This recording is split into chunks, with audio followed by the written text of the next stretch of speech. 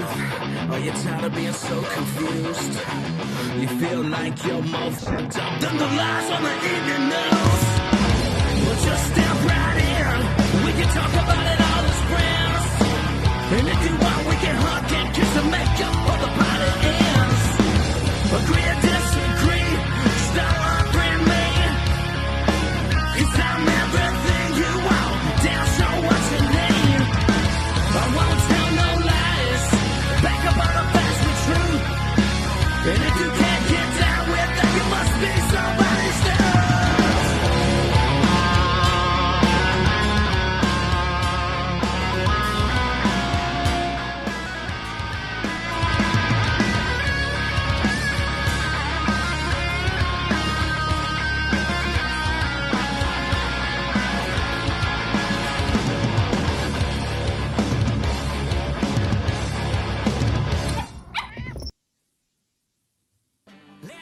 What's up, everybody? It's Ryan Weaver. I am on the Don't Unfriend Me show, otherwise known as The Dumb Show, with host Matt Spear.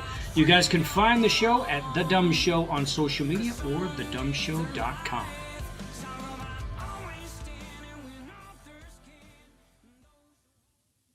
Adjusting transmitter output. This is the Don't Unfriend Me show with your hosts Matt, Leeroy, Amy, and Olivia. Geopolitics, military analysis, and election coverage. Coming to you live on all major social media channels at The Dumb Show. Honest, direct, unfiltered. We can agree, we can disagree. Just don't unfriend me. What's going on, everybody? Welcome to the Don't Unfriend Me show. Matthew Spear from the Don't Unfriend Me show. A good friend Leeroy is in the green room. He'll be right out. Hope everybody's doing well. A little bit of a snafu last night. We apologize profusely. There's nothing we could have done. We tried. Facebook was not having it last night, and then same thing happened with Rumble. But tonight we're full joy. It's rumored now that we are good to go as far as our broadcasting and Instagram, and the video problem should be fixed. It was amazing. On Saturday, the CEO called me and from Ecamm, the company we use, and we talked for, I don't know, an hour and a half, and he just said, listen, tell me the problems, how do we get, what's wrong, what do you need, and agreed that I'll beta test for him, so I'm really, really happy that he did that for us, and we're getting it fixed. So we're going to see. If it doesn't work tonight, well, we'll go back to the drawing board. April 16th, Thursday, Adam and Beth Coogan coming in, Barry Morgenstein on the 22nd, May 1st, Amani Felder back in the house, Jeremy Mitchell, good friends with Chris Tonto, Jessica Lynch, and does kind of behind the scenes with bookings and all of that. He's going to come on the show. T.S. Dixon will be here. And then Ryan Weaver sneaking in. Ryan was just here. He wants to come back. He's excited. So we're going to get Ryan Weaver back here May 26th. Should be one hell of a show.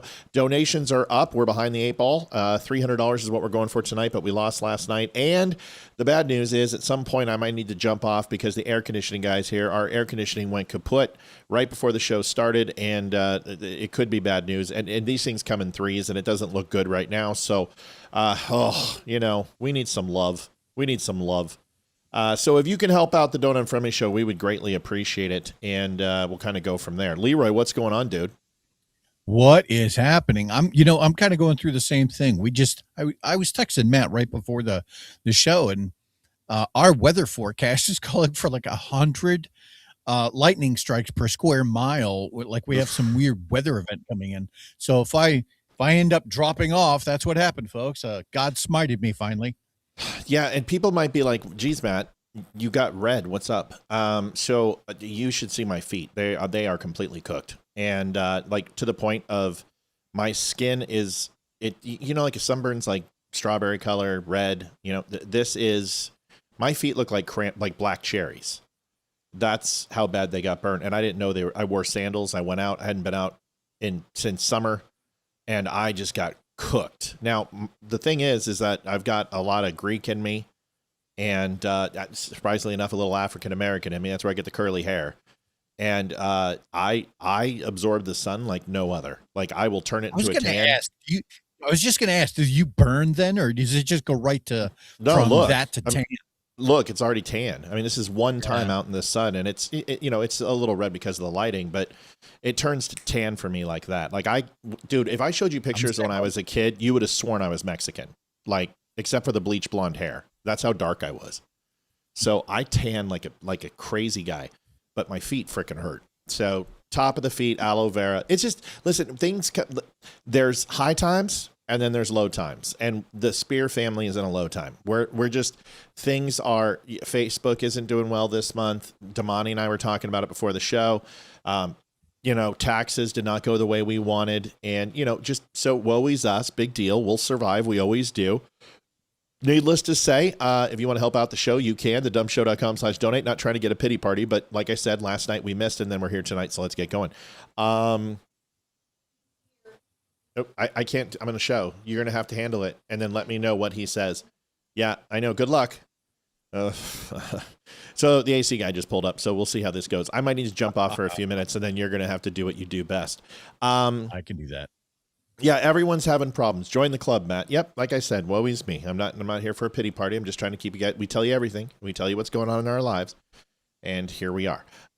Trump Jesus. Did you catch the Trump Jesus thing by chance? I did. So I'm going to drop this in here, and I'm going to do my reply, and then I'm going to show you what Trump. What's great is that we can just do this now, and we can hopefully. You want to lose your mind over a meme? That's the breaking point. That's the thing that sends people. Can you hear it? Yeah.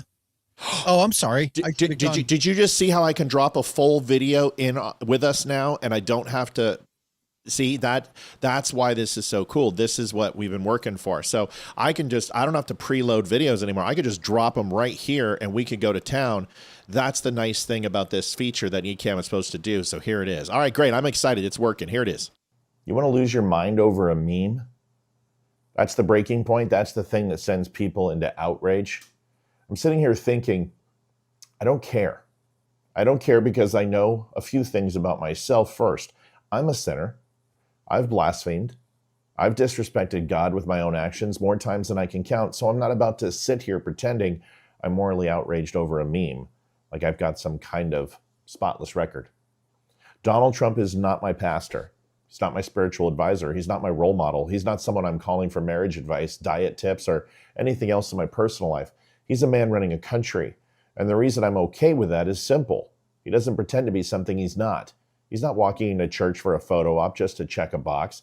He's not selling you fake devotion. He shows up, he does the job, and meets expectations, good or bad, every single day. The pearl clutching is unbelievable.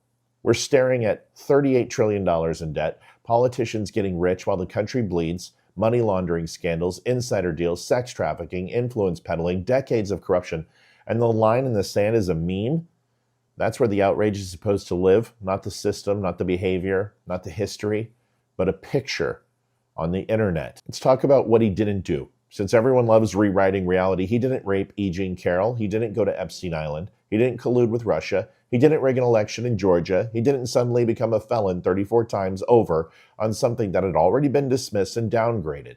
It's called playing by the same rules everyone else uses. At the end of the day, Trump isn't Jesus, and nobody with any sense believe he is. But look at what he's endured. He's been written off, politically buried, counted out, and then he comes back fully resurrected in the political arena when everyone said it was over. He's taken hit after hit, betrayal after betrayal, public attacks that would have broken most people, and he keeps standing there taking it. It doesn't make him Christ, but it puts him in a whole lot closer in an area of maybe Job. He's been tested, hammered, stripped down in front of the world, and he still stands. The same liberals screaming about a meme have spent the last decade excusing their own. Their corruption, their scandals, misuse of power, backroom deals, influence peddling, it never ends, and it rarely gets the same outrage. Names come and go, stories break and disappear, and the standard somehow shifts every single time. It's not accountability, that's selectively outraging whenever you deem fit. The obsession with Trump has become something else entirely. Every word, every post, every move gets dissected, twisted, and turned into doctrine. That's not politics. It's really not anything other than a religion. And the loudest critics are the most devoted followers. Whether they want to admit it or not, they're in a cult. And the cult is obsessed with Donald Trump. He may not be your savior, but he certainly is an idol of some sort. All right. Now, before we go into that, I just want to play this. You got my opinion. We're going to get Leeroy's. Here is the video of the response. We Mr. President, did you post that picture of yourself depicted as Jesus Christ? Well, it wasn't depicted. It was me. I did post it, and I thought it was me as a doctor, and had to do with Red Cross as a Red Cross worker there, which we support. And only the fake news could come up with that one. So I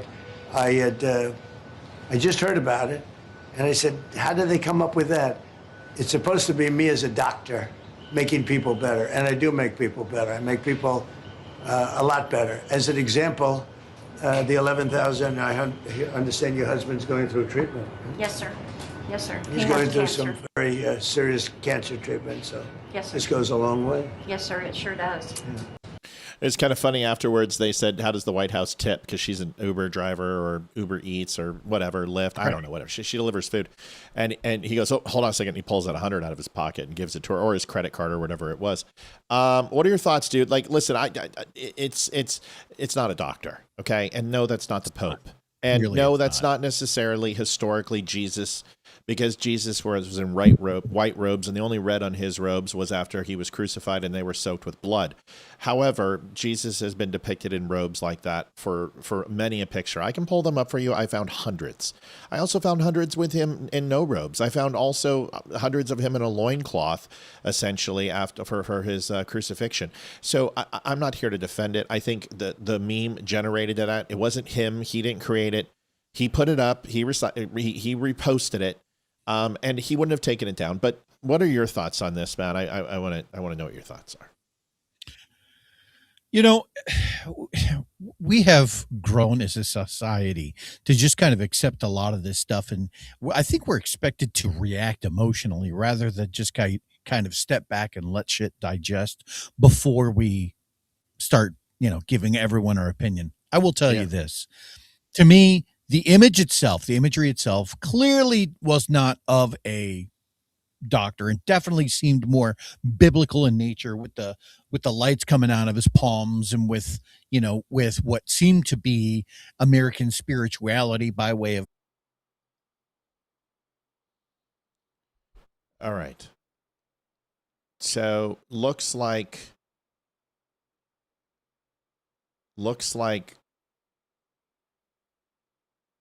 this is similar to what happened last night. Let's get Leeroy back. Luckily, we saved it. And it looks like, because we were huge, we had a lot of people on.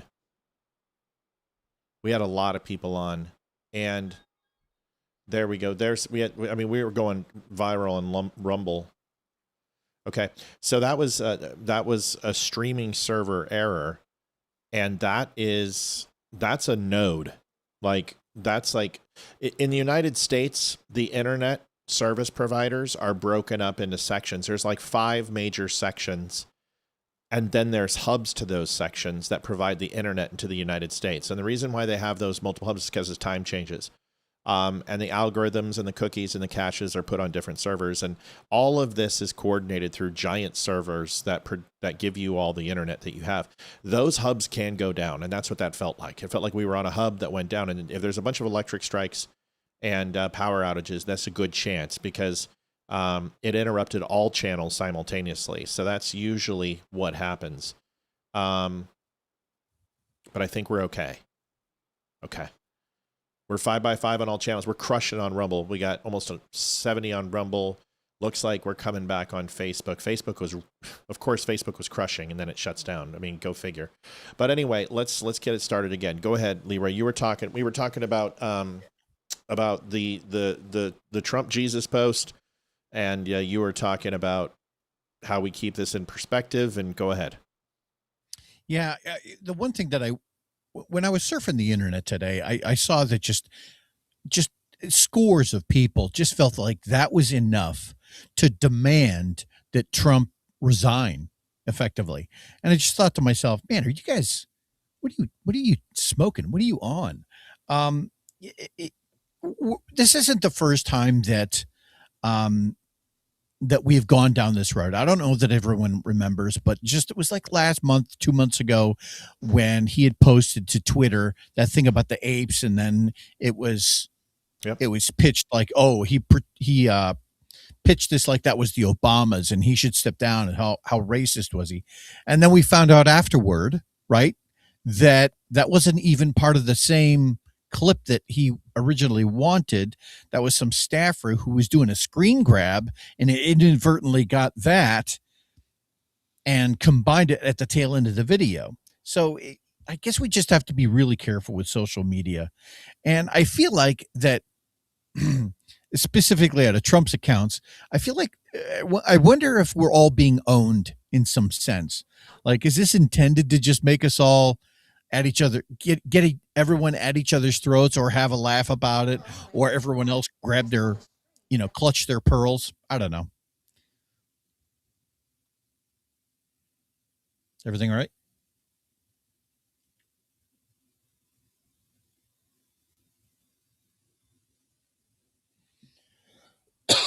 Leeroy, I'm going to need you to fill in for a second. I got to get Rumble back up. It's just, you guys. Yeah. Listen. No I just want to be really clear. It's nobody's responsibility how life's going right now, but right now it's really not going well. Just a lot of stuff. Okay, so tonight it would be really awesome if we wouldn't have to talk about donations every 5 minutes, because honestly, I don't think I have it in me tonight. So I just need this really smooth night for the show, and I need the dummies to come through. I don't think I've ever asked at 5 years. I've never asked for the dummies just to come through and help as much as they can. Tonight I need you.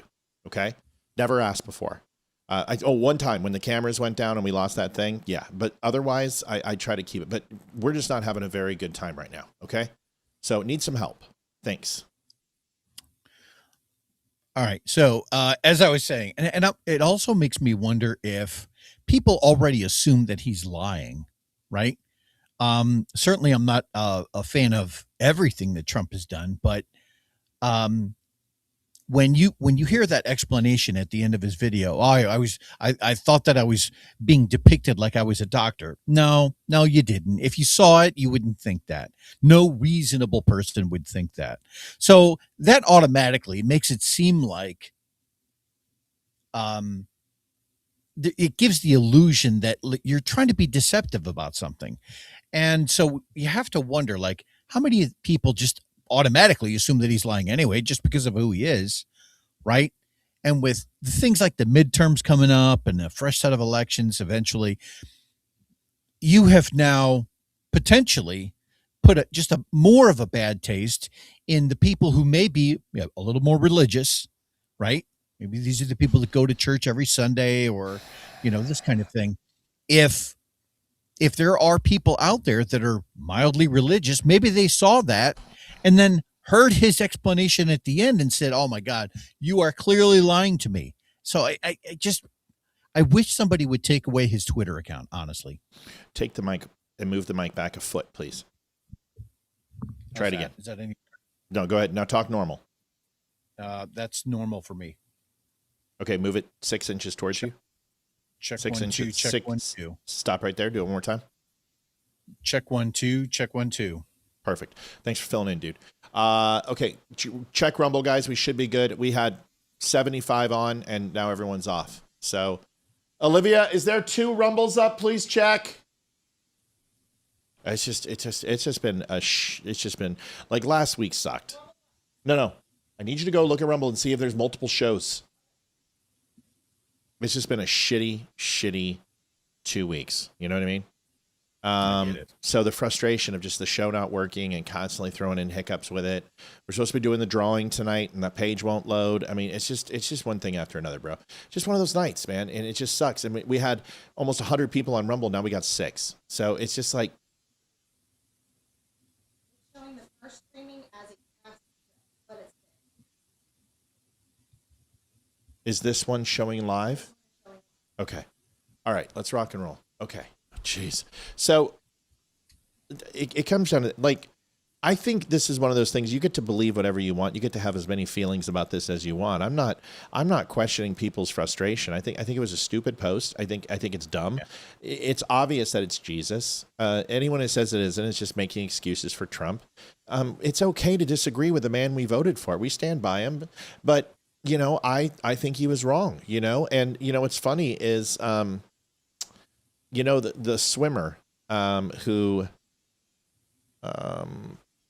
went up against a transgender, the Olympic athlete. Lindsay. What was her name? I can't. I know you're talking about. I can't remember. Yeah, I know, the name. but I need to remember it for the followers here. Let me find it. Yeah. Her name is Riley Gaines. Sorry, not Lindsay. So Right. Riley Gaines had a really interesting take on this. And I agree with her. And Trump's like, well, I really don't like Riley Gaines very much. And of course he said that because that's what he does. And she even knew he was going to say that. And if I was going to say something negative about Donald Trump, he'd probably say about me, oh, that Matt Spear's low IQ, blah, blah, blah, blah, blah. And that's just who he is. He when he gets hit, the best way to describe it is people know me. When I feel dumb, I attack. That's what I always do. I attack, I lash out, and I hit you harder than you hit me. That's just the way I am. It's petulant and immature, but it is the way it is. Here is Riley Gaines and her reply. I love that we can do this right now. President of the United States is upset with me. Let's talk about it. I know you guys saw the post. The AI-generated photo posted to President Trump's Truth Social account depicting him as Christ healing someone. This was me, a lifelong Bible-believing Christian conservative this morning when I saw the post. Like, come on, President. I love the president. I support the president. I'm always in his corner. I think he's like a master troll, if you will. But for the life of me, I just can't understand why he would post something like this. So I took to my X account and I said, two things are true. Number one, a little humility would serve President Trump well. And second, God shall not be mocked. And not even within 12 hours, it has like 5 million views. The comments were filled with people calling me a rhino and a grifter and a liberal, a closeted liberal who's trying to destroy President Trump. Which those people aren't even worth responding to because normal people don't think like that. People who are not chronically online. But anyways, the president ended up taking down the Truth Social post with the AI image. Later that day, a White House reporter asked President Trump, did you delete the post because of critics like Riley? And he responded back by saying this. I didn't listen to Riley. He then goes on to say he's not even actually that big of a fan of me. I could have told you this morning when I posted that. That would be the Trump response. Following his comments, I have had a plethora of reporters from left-wing media outlets reach out to me for comment, trying to bait me into saying... Plethora sounds like it's a vagina. Carrie Spurks, who can't donate, donated $5. Thank you, Carrie, for getting us started. We appreciate Thank you, Carrie. We know. Thank you. We just thank you. Something bad about President Trump because he doesn't like me. Newsflash, I don't do what I do or say what I say to be liked. If that were the case, I would stick behind the slogan of trans women are women. I do what I do and say what I say because I have moral conviction, which seems to be a foreign concept to some people. Here's my response to the reporters from CNN, ABC, CBS. I love the president, and I am so grateful and glad that he is in the Oval Office. I will continue to support him and the America First agenda. At the end of the day, I do nothing for the approval of man, no matter who that man. I still just trying to get over the plethora. JD Stillwell said it best. She said plethora, but pronounced it like a dinosaur name. So she said plethora, but pronounced it like a dinosaur. That's okay. Listen, the fact that even a collegiate swimmer is even attempting to say the word plethora is amazing. ML Robux subscribed. Thank you so much. Is including the president. Thank you. Our main purpose on this earth is to glorify the Lord, our creator, our savior, in everything that we do. That Truth Social post missed the mark. It's now deleted. Amazing. We are imperfect people. I know I am an imperfect person. I do not get my feelings hurt easy. And again, I know with the president, it's not personal. We've had our tiffs before. I just know that I want to spend eternity in a very real place called heaven. And I would love for the president to be there as well. Like one old big eternal party in the clouds. Jesus is the way. He is the truth. He is the life. I am going to keep doing my part by speaking the truth and doing my best to lead people to Christ. And supporting the America First agenda, which in turn means supporting President Trump. It's a very well balanced and well thought out reply, and I don't think this stops him from getting into heaven. Trust me, if I have a feeling that if God wanted an arrangement, then he probably wouldn't have put his hand in front of that round in Butler the way it did. So I'm kind of, I'm kind of on the side that Trump has been receiving the good end of grace, and I think he experienced a little bit of the wrath after 2016. I think COVID, I think some of the assassination attempts, I think the litany of investigations and court cases and the trials and tribulations that he had to go through. He felt that, like, I believe the Job moment. I really do. I think that human beings experience the Job moment often, and Job was essentially not a sinner. Job was clean, and he went through hell and torment and pain and suffering and anguish, lost his family, lost his riches, lost his crops, lost his ability to function and move, and all of these things. I think that it's closer to Job than Jesus, but go ahead, Leeroy. I would add this too, because there's something that she said that I think was super spot on. Basically, anytime anybody who has an opinion, especially people who have some following, some sense of limelight, some maybe it's somebody famous like she is, or whoever, doesn't matter. But we've gotten into this habit, right, of if somebody disagrees or even kind of bites back a little bit, if we criticize somebody, like if I were to say I disagreed with that post, to her point, Donald Trump would be like, Leeroy is he's very low IQ. That's fine. I get that. But I'm not going to stoop to that level anymore. I'm not. It just doesn't do anything for me. First of all, I'm not going to, if I have to get down into the trenches, then you've already won. Our good friend of the show, Damani, brings that up all the time. Right. And right. I think that if everyone who has some semblance of spotlight on them could just kind of get to that point. Just when somebody says, oh, that person is low IQ, just say, whatever, dude, and then just move on. We would be better. Well, except for in the case of Candace, but we'll talk about that in a second. Listen, Donald Trump, can I just be honest with people? If Donald Trump if he ever said to me, I'm low IQ, do you know what I would do? I would thank him, because I'd be like, dude, I'm going to have millions of people who are going to see this, and some are going to join my show because they will, and some will hate me. And either way, it's good for me, good for business. So if Donald Trump ever said that to me, I'd say thank you. That's fair. Okay, so this is typical. This is life, and this is the way it's been going. 1 second. I just had the donation window up, and I don't know why it's not. Last donation, that's that. Tips.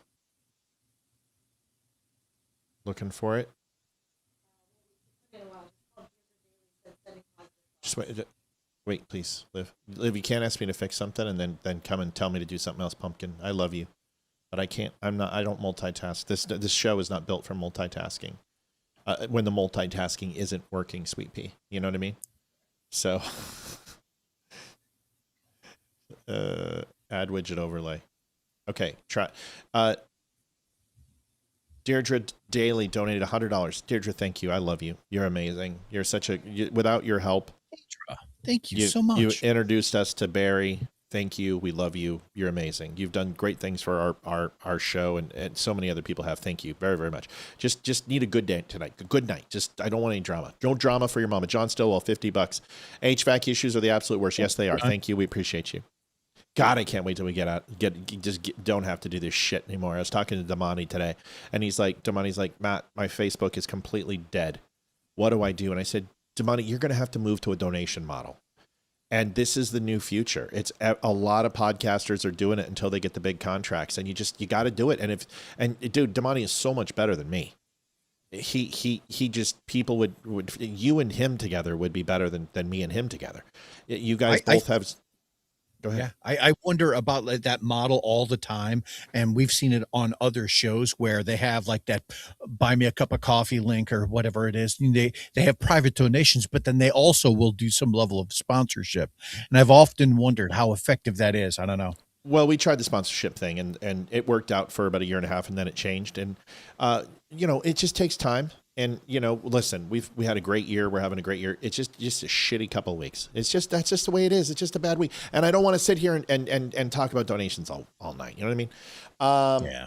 So here's Hillary Clinton's take on this, and I thought it'd be important to put in Hillary Clinton's take since she thinks she is Jesus, what she would have to say about this whole thing. So, by the way, if you guys are having problems with Facebook, Facebook is really struggling. They're having a lot of problems. They're having problems with their live. They just released their new algorithm. It sucks, and content creators are dying. Like, we're getting our asses kicked this month. So, you take that and all the stuff. It's drama filled. So I wish I could fix it for you, but I can't fix chat. It's just not something I have control over. So if you're getting frustrated, you can go over to Rumble. We'd love to see you over there. We have a ton of people over in Rumble right now, and come say hi to us. Well, we did have a ton. We don't have a ton anymore because everything stopped streaming and we lost all those wonderful people, but it doesn't matter.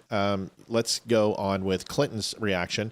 And remember, this is a Congress. Frank Wood donate $25. Hope this helps. Hang in there, man. This too will pass. Yes, it will. Thank you, Frank. Appreciate you, Frank. it.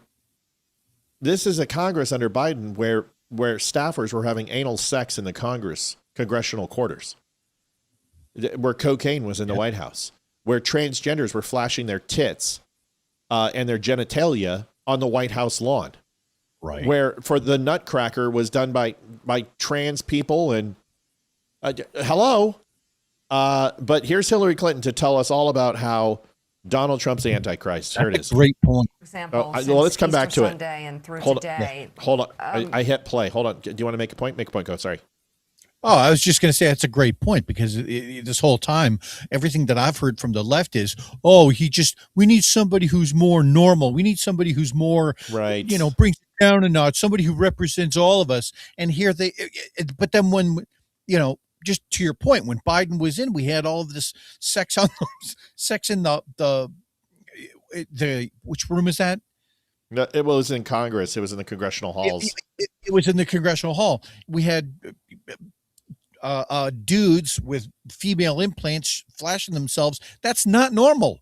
No. So when you say, oh, he's inappropriate. Hello, inappropriate. Right. Right. No, I'm with you, dude. Trump will be Trump. That's it. Either love him or hate him. I stand with him. It's like when my boys do something really stupid, I just roll my eyes, but I don't turn my back on them. If you want to follow perfection, follow. Is it Yeshua? Is that it? I don't know how to say that. And I always see people use it. Looks like Yeshua.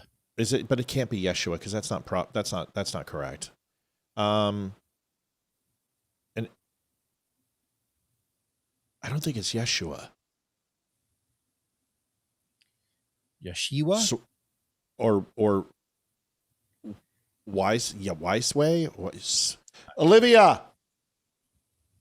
She'll know. I don't know. I'm too new into religion. I'm just learning. Olivia!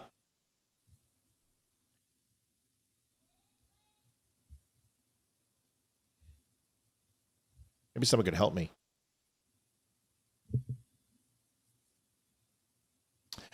Sandra says a backdoor way to start a worldwide conversation about Jesus. No, I know it says God. I want to know how to pronounce it. Pronounce it. I know it's another name for God. I'm asking how to pronounce it properly because I see it all the time and I want to use washit, but it's not. So Yahweh. Yeshua. Okay, Yeshua. All right, so I was close. We were close. Were we close? We were close. Were we close? I think we were close. Okay, Yeshua. Okay. I thought the H was silent in Hebrew. No, the J is silent. Okay, Yeshua. Okay, so moving on. Finishing the statement because I did this for a reason. Man, it's hot in here. It's like 90 degrees in my house. Oof. It's like when my boys do something really stupid, I just roll my eyes. I don't turn my back on them. If you want to follow perfection, follow Yeshua and stop looking for that splinter in another's eye while that plank is embedded in yours. Yeah, I don't think I think the plank is embedded somewhere other than somebody's eye. I think it's their posterior, Annie.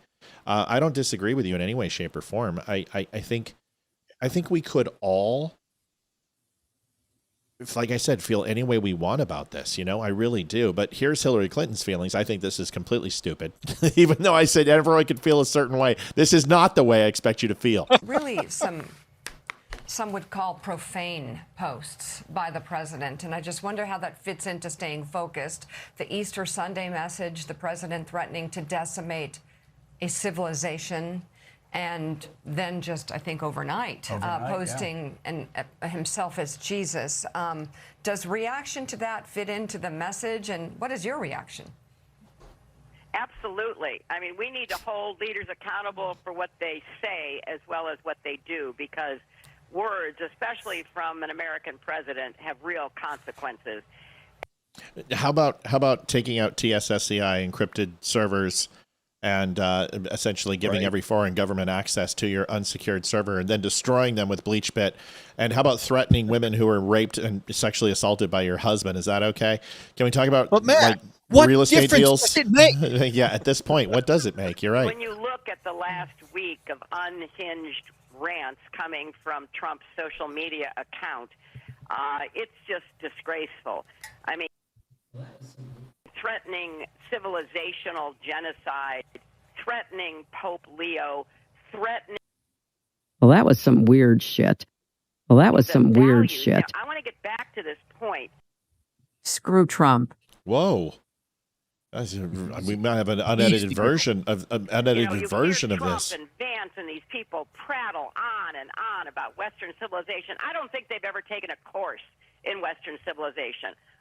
Birth control makes women unattractive and crazy. I was lucky enough to take one at Wellesley College all those many years ago. And Western civilization has a real meaning. It is a meaning about our values, our institutions. This country of ours is a result of the development over centuries of Western civilization. It is about how we hold leaders accountable. Does the Western civilization include Haiti and collecting money on the behalf of children and women with no water who are ravaged by hurricanes and then go ahead and abandoning them? Does it look like Uranium One? Is that what Western civilization is selling uranium to our foreign adversaries? Leeroy, you get the rest of this. I have to answer Olivia about the AC guys. Yeah, so I gotta hit play. I gotta hit play. Then you can comment. So they don't become autocrats and dictators, and how they don't lead us into, reckless wars and really unhinged attacks on, the first American Pope. So. Yes, accountability is a very broad concept. It's not just about holding people accountable for the crimes that they've committed, maybe the bribes that they've taken, the kind of, unaccountable power they've exercised. It's also about holding them to a standard, and the standard should be American democracy, our institutions, the rules. Hey, Leeroy, just go ahead. You take it from here. I'll be back in a minute. Yeah, you're good. You know what's funny about that is wasn't it her party who basically said, "Oh, we don't need a primary. We're just going to go ahead and implant this person as the leader of our party without any votes whatsoever." She holds on to this idea of democracy and Western value, and yet her party does something completely different. And she won't call it out, and she talks about democracy, but she won't. As far as the last election goes, they didn't honor that idea. And when we're talking about accountability, I think Hillary Clinton has got a lot to learn about accountability by way of email servers, private lawsuits, by her husband, Epstein Island, and there's a long list of people that is assumed that she has had whacked, right? So people don't want to cross her. Why? Because she's definitely going to hold everyone else accountable, but never the Clintons themselves. And no, I'm not suicidal. So if I'm not here on Thursday, you'll know what happened. When we talk about her idea of Western society and how great it was, and the fact that she took a class in Western society, then one of the main themes that is in every Western society culture class, right, is this idea of putting the individual over the group. And yet that's not what her party does. Her party constantly tries to put government as the center of your life instead of giving all of the rights to the individuals like it's supposed to be, like how our founding fathers wanted. That's not what she does. They say, no, government comes first. And she said that in several occasions. Drives me nuts. You still going, Matt? I can keep going. The hypocrisy that has come from Hillary Clinton, it's never ending. What they do is they take a political moment, they try and shift an optic, and then they will just go ahead and march forward with that message in the hopes that you have forgotten the last 20 years of their very public lives. Every example that has come out of the Clintons is gross, to say the least. And we're talking about accountability. Who can recall back to Bill Clinton saying, "I do not have sexual relations with that woman, Miss Lewinsky"? And it just never ends. There have been private lawsuits against the Clintons for several things. Just their whole example, the whole idea that we would take some cue of a moral compass from them is crazy to me. It makes no sense. And I get that there are hypocrites on both sides. I see that. A lot of times I see a lot of the right-wing politicians that can be just as hypocritical as everyone on the left. However, it just seems like it is something that is more prevalent on the left. Every one of the mainstream Democrat politicians that I have ever seen that has made it to the news, they have some level of hypocrisy that is very public. Whether or not you want to talk about AOC, Ilhan Omar, any of them, Cory Booker, Spartacus, he was busted all the time for going back on what he had said. That's the problem. Everyone on the left is a flip-flopper, and so are some of the people on the right, but it just seems like it's a more consistent message on the right. And if anything, the values on the right certainly do put the individual over the country. So anyway, that's all I had. I think Matt is still trying to work out his technical issues. Folks, if you like the show, if you like what you're hearing, please visit thedumbshow.com. We have a wonderful store. It sells everything from coffee mugs to the coffee you put in it, hats, sweatshirts. You can get my shirt. It says Leeroy Jenkins on it. And, at some point, if we ever get out to a meet and greet, I'll be happy to autograph those for you. It's a great site, and it is like 5 stars. Everything on there is extremely high quality. Please feel free to visit that. Like, share, and subscribe to the channel. If you can't donate, that's fine. But at least a like, share, and subscribe goes a really long way. And for any new listeners, please let us know that you like what you're hearing. We have several different forums, even on Facebook, where you can join privately and get to talk with even some of us, even the podcasters. So, yeah. Anyway, if I don't know what Matt is doing. He looks like he's really having a struggle bus moment, doesn't he, folks? It's got to be something really technical, and that I do not envy his job half the time. And I know it takes a lot to keep this show running. There are so many different technical aspects that I don't know that I would actually have the patience for. In the meantime, I don't know what the next clip is that Matt was going to bring up. Something that I was going to bring up was the story of the blockade in Iran. I couldn't for the life of me come up with a solid plan as to why. It seems like a blockade in Iran would be something that Iran would want, but the countries that would be most affected, number one, is China. So I guess I can see why we would, because I think I saw some recent numbers that suggested that China has something like 8 weeks worth of fuel reserves, oil. So any additional days where people can't pass anything through the straits, that could be a problem for them in the very near future. Are you? No, it's business. He's out here telling me what's needed. So I just got the pictures. Not only it's a pump for the AC unit, and the problem with that pump is that it takes liquid in and then it shuts down if it overflows. Well, it's corroded and it's bad. So that pump needs to be replaced. That's like $660, but we just found black mold in the air ducts. So I've been dealing with massive, just like almost like conjunctivitis in my eyes. Every morning I wake up, my eyes are sealed shut. I couldn't understand why. And we've replaced the fillers, but this is Virginia. We're in the middle of we're in a swamp. I mean, it's Virginia.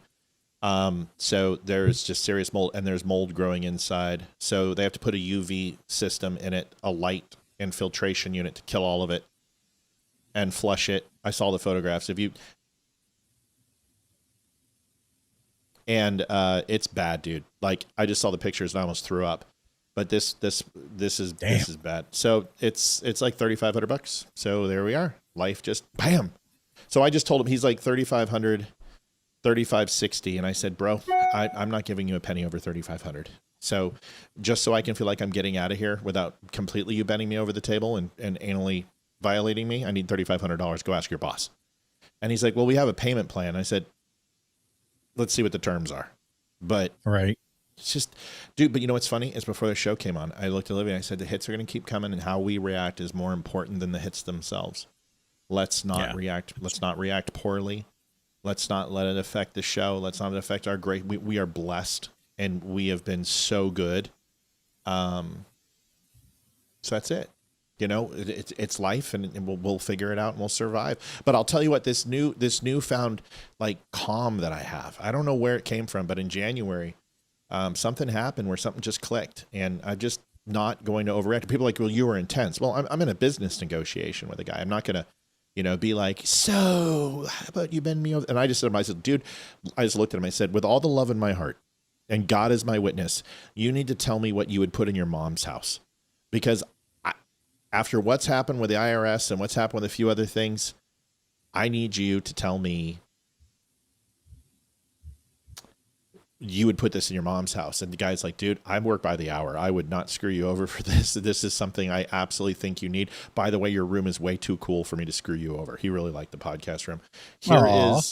Here is the pictures, just so you guys know. This is the inside of the vent tunnel. You can see that. Ugh. And then let's see. This, just so we're all clear. This is the growth that was inside. Also, it's like it's definitely a mold of some sort, and it's just we get so much pollen here. Yeah. And here's and so much. You've seen you know where we live. It's like a swamp. And this is the one that's really concerning. This, you can see it's the black mold. Yeah. And we've been breathing this shit in. And this is a new house. I mean, this house is 10 years old, and this AC. So, you know what, dude? You know what? I'm letting go, dude. Like for the first time in my life, I feel like I got the armor on. I'm okay. You know what I mean? I'm not worried.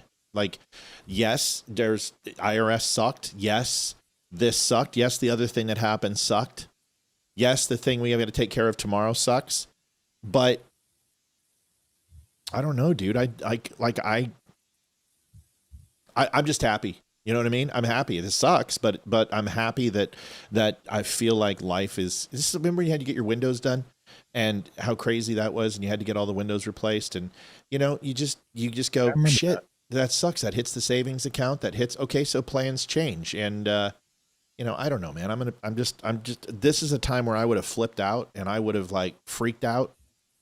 And I would have been like, oh my God, what am I going to do? What am I going to do? How am I going to, and I don't have that anymore. And I don't know whether it's just something triggered in my brain where anxiety doesn't happen as much as it used to, but I'm not scared. I feel like we'll get through it. It sucks. Kids are still going to have their birthdays. We got those coming up. We're still going to be able to, go to a concert this summer. We're still going to have the show. We have our friendship. We have our whiskey. Life is good, man. You know what I mean? So there it is. I mean, it's always going to be, you're never going to be able to omit all of the accidents or all of the breakdowns, flat tires, and, lightning strikes. You're just never going to be able to do that, right? Yeah. But how you react to it needs to be the focus. Yeah. Yeah, I get it. Yeah. All right. Here we go. Let's move on.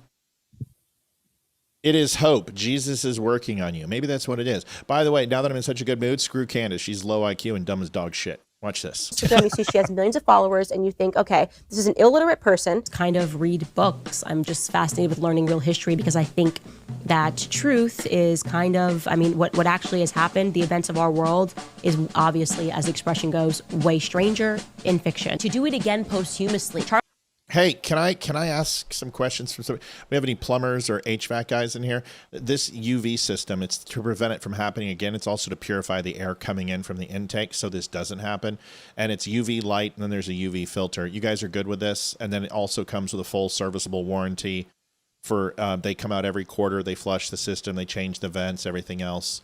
Is everyone thumbs up on this, that this is, I'm not getting hosed here? Because I don't feel like I am, but you guys let me know. Here's the rest of the video. Kirk, the founder of TPUSA, will be posthumously honored a posthumous award. They've decided posthumously, cordially accepted those posthumous terms. SCIF, which stands for a sensitive, compartmented, you can't compartmentalize. And a CEO and a chairman has to compartmentalize. The IDF even dropped napalm 12.5 miles off the coast of the Sinai Peninsula. Is that correct when you arrive into the Sinai Peninsula? Oh my God, they dropped napalm on Sinai? Napalm on Sinai. This is terrifying. What's up? Ethan or Leeroy, whatever the fuck your name is, you get the rest of this. I gotta take a break. Yeah. Hit play. Rich person in Portland, Oregon. The Hamptons debacle came out. The Hamptons, okay? Remember that whole debacle? We knew a kerfluffle happened as this dress kerfluffle causes this whole race kerfluffle. Ways that you can honor Charlie. Stop telling us that it has to always be Miss Macabre, like retired Green Beret, allegedly a heart attack. Normal passion, not this like chat GBT. At last I check, everybody uses the terminology blitz. Blitzkrieg. Everybody uses the term blitzkrieg. And so I called it Blitzkrieg Week. You can't even say blitz. Means lightning. Krieg means war. Even and the NFL football team say blitzkrieg. Like, God, like, no, he just liked the architecture. Smells and the bells. He loved the architecture. It was about the architecture. Like, yeah, no, like he loved the architecture. I think this may have been about more than the architecture. Jewish people were in control of the slave trade. They've buried a lot of it. Buried the Charlie Kirk story. What about his burial? How come we haven't seen anything about his burial? Alex Jones was just burying himself. And Alex Jones jumped into the foray. Mock me and Tucker Carlson. It's always got to be Tucker Carlson, camera Owens. And of course, the world is quite literally a stage. By the way, I always wonder where that expression comes from. Can you look it up, Skylar? The world is a stage. Where is that from? I actually don't know where that's from originally. That would be interesting. Courtney, thank you for the $5.65. If I missed it, I apologize. It's a little hectic right now. If anyone donated that I missed, I love you and I appreciate you. Thank you all. See, totally like insane Alice in Wonderland, and then like all of a sudden there's like a Cheshire cat who's like smoking. Night by Elie Wiesel. Night by Eli Weitzel. Mentioning Elie Wiesel. Elie Wiesel. Oh, it's Shakespearean. All the world's a stage. Interesting. Very interesting. You have a favorite book? I read a lot. I don't know if I have a favorite book.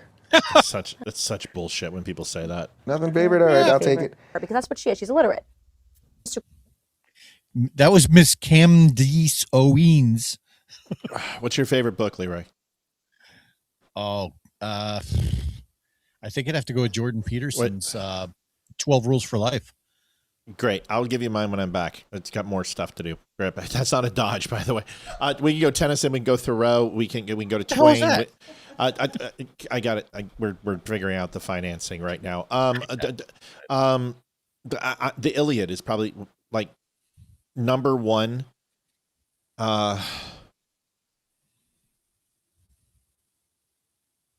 Big 1984 fan. Oh God, so good. Yeah, I'm a big 1984 fan. Good.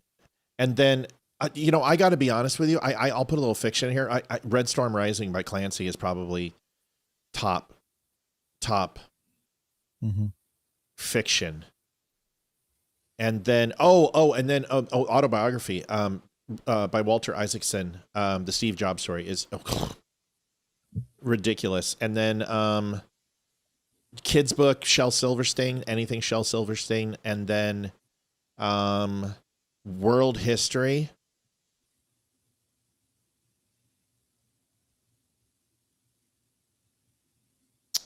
Let me get back to world history. But that was that world history book that from that professor that was here in Dayton, and it was a Patriot's Guide to U.S. History. Yep. I thought that was really good. That's a little bit of a longer read, but it was super good. Yeah, I mean, I'm in between Clemens and I'm in between Ulysses. I don't like I love Civil War and I love Ulysses, but I also love J. Clemens. I'm not. Find the name of that book and then I'll get back to you on history real quick. I am almost there. Author Larry Schweikart. I tried to get him on the show, but he's already retired. If anybody has wants a decent book on history, U.S. history to read, Patriots History of the United States by Larry Schweikart. I've also read The Accidental Superpower by Peter Zion. I had already mentioned Jordan Peterson's 12 Rules for Life. I love 1984, but I also like Animal House. Consequently, they're also just getting ready to release an animated version of Animal House. I've seen the advertisements for that. Should be out. I think it comes out in May, June. So that might be an interesting watch. But yeah, to Matt's point, big book reader. What?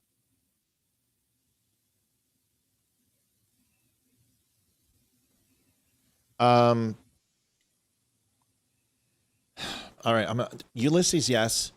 A People's History is probably one of the most robust, but these truths for like American history is probably the most authentic with the least amount of winning side verbose dialogue, right? So it's these truths, it's brass tacks. I mean, it gets down into the nitty gritty and the ugly behind American history.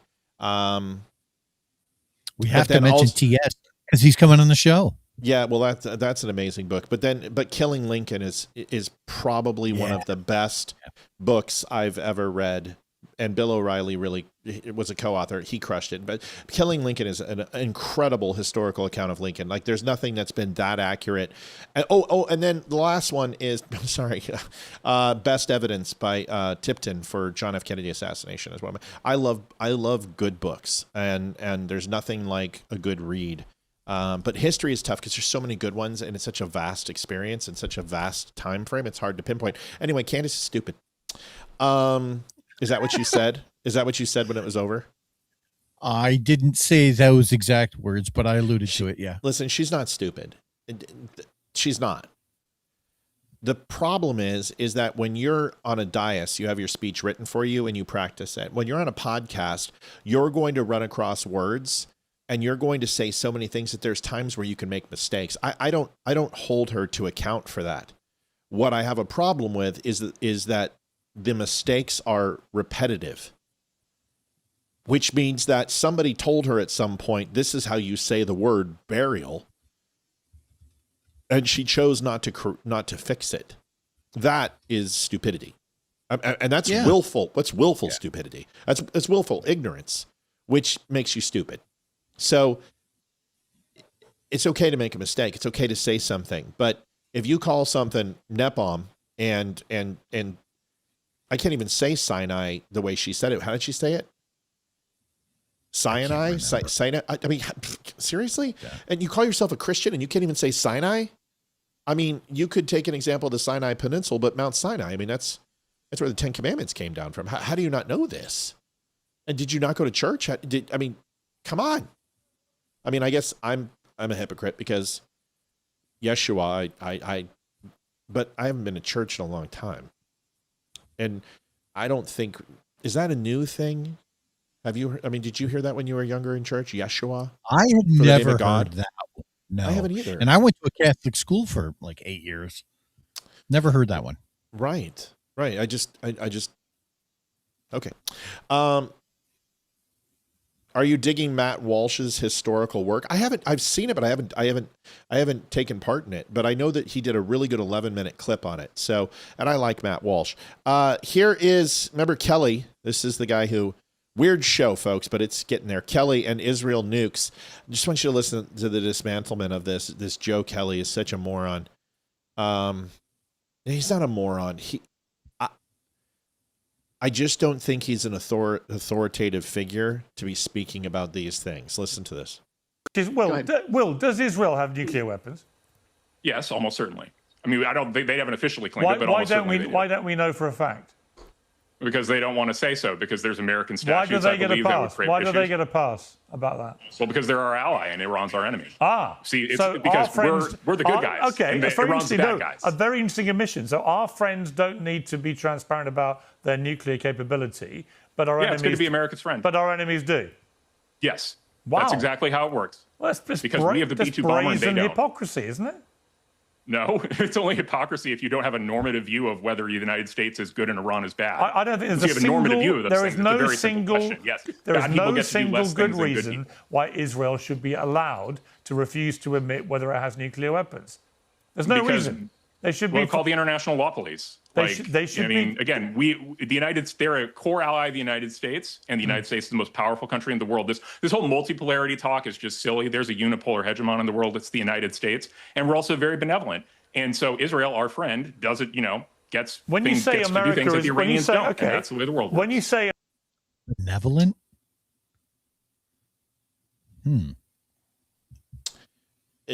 It's interesting when you hear the word benevolent. What do you think? Are we benevolent? I don't know that I would agree with that. I would certainly say that we have the intent to make our society benevolent, but it's not an obligation. And when I hear benevolence, which is, I always tend to think of benevolence as something that extends beyond mortality, like God can be benevolent. Can people be? I don't think anybody can. I don't know. I don't think that, first of all, the topic at hand is nukes. Does everyone? Yeah, I missed the first half of that. Yeah. Does England tell us about their nuclear armaments and how many they have? Do they? No, we know they have nukes. We're aware that they have nukes. But how many nukes they have? No. Now, do they go ahead and talk about their nuclear fission material and its rating and its overall property values to designate it and to identify it on the world scale and turn that into security councils and inspectors? Yes, they do. So does Israel. So whenever a reactor produces nuclear fission material, it's cataloged and it's rated and it's identified and it has a thumbprint. That information is given. That way, if one falls into hands, its nuclear imprint that it leaves behind will be easily identifiable. But do they tell us their counts? No. Do they tell us their capabilities? No. Right. No. This is nuclear deterrence and why it's so important. But Israel discloses the basic requirements that Europe does and other countries, that India does, and other countries who have nuclear armaments do. I don't see the problem. And I don't, the narrative that Israel has nukes based upon that they stole the secrets from the United States. Folks, do you understand that even governments work in opposition of each other? Is that they might be an ally, but they still are going to keep their country's best interests. Here's an example. Leeroy and I are both trying to, we're good friends. We're next door neighbors and we're both single and a new girl moves in. Robert Petrosky, 1776. Thank you so much. And a new girl. Thank you. The internet itself is changing. You got this. Appreciate you. And we're both smitten on her. And when I court her, I say some things and I find out some things about her. And then when Leeroy courts her, he finds out some things. Maybe she likes white chocolate instead of dark chocolate, and he brings her some dark chocolates, and she goes, oh, well, I wanted white chocolates. Does Leeroy come to me and say, hey, Matt, she likes white chocolates, so my chances are better with her? No, he doesn't. Not a chance, even though we're good. Keep that to myself. It's my own stuff. I'm not going to give that to anybody, even though we're friends and we're allies. And if he marries her, I'm not going to go shoot him in his sleep or set him up, in some sort of giant conspiracy theme. I'm going to thank him. I'm going to be butthurt, but in the end, we're going to have beers and we're going to, have bowling nights still. But I'm not going to give him my intel just because he's my buddy and my neighbor and my friend, especially when our point of contention are diametrically opposed, for us to be defensible in a world where there's a lot of offense. Joanne Townsend donated $50. Thank you, Matt and Leeroy. Thank you, Joanne. Love you. Thank you, Joanne. Your thoughts on this, Leeroy? No, it's spot on. I mean, not every country out there is just willing to disclose that level of secrecy that is, that they have. And there is something, just so that everyone knows, there is something out there called the World Nuclear Association. And the funny thing is that when you go to that page, don't do it now. When you go to that page, right, some of the first set of privately owned, we're going to use it for the lack of a better term, it's not intel, but let's just call it what it is on Iran, right? And why is that? Well, because Iran is the one country that everyone is most concerned with right now. Now, maybe 20 years ago, that might have been Ukraine as the Soviet Union fell, but right now it's Iran. And I don't know what the point of the Pierce Morgan thing was. Like, I understand that they were talking about nuclear weapons and but if the idea is that, we should just be completely transparent with everything in our arsenal with all of our allies, no, that's silly. Why would you do that? Yeah, that didn't make any sense to me. Glenn Clark donated Glenn Clark donated $21.10 for Leeroy's lunch money. Thank you very much, Glenn. I am a cheap date. Thank you, Glenn. So I'm seeing Yahweh and YAHWEH and then Yahshua. What is it? Why is there confusion? And I understand God has a Hebrew name. My point is that I haven't seen this as prolific as I've seen it recently. Like, it's everywhere. Christ is keen. I'm also seeing all the time as well. So just educate me, because I essentially was hands off religion for quite some time. So if that's how you pronounced it, which is Yahweh, then I have heard of that. I've heard of Yahweh as well. I didn't hear about Yahshua. I just never seen it with that spelling, man. Maybe my pronunciation is all over the place. Maybe it is with me too. Yeah, I've seen Yahweh, but that's YAHHEW. But didn't someone just say Yahshua or something? Yahshua? Yeah, early up in the texts. Yeah. How is it spelled? Remember? Oh, I mean, now I'm seeing 4 and 5 different. Yeshua. Yeshua. There was Yeshua. So there was Yeshua, then there's Yahweh. So I know Yahweh, and now I know Yeshua, but I didn't know what Yeshua was. I know what Yahweh is. Now it's Yeshua. Marie donated $21.10. It's been a rough week so far. Hope we finish it doing better. Marie, thank you. I love you. I hope everything gets better for you. Can somebody call in, please? I know there's many names for gods for and Jesus. Yes. Jehovah is also a name of, I get it. Yehovah, which is Y in Judea, in Hebrew, is a J. So it's Jehovah, but it starts with a Y. Jehovah. In the 70s, Jehovah. It was George Burns. Yeah. Right. So Jehovah is God, and then Yeshua is the Son. Okay. It's Hebrew. Stop saying it's Hebrew. I know it's Hebrew, guys. I know that. Deborah McLaughlin donated $10.80. Okay, Matt, here you go. Yeshua. Okay, I got Yeshua, and that's Jesus. And then Jehovah is, so would it be Jeshua? Because it's a Y. Because Jehovah. So it's not Yeshua, it's Jeshua. Jeshua, which is also a derivative of the word Joshua. Listen, etymology is important to me. I care about this shit. I really do. This is like serious. Do you remember that scene in Indiana Jones? Sandra Casey donated $25 where he's got to walk in the footsteps of the name of God. Yeah. Like you Jehovah's and I would be Hebrew is why. Yeah. We would fail that. You would find us at the bottom of the thing, just gone forever. Glenn says no. Yeshua.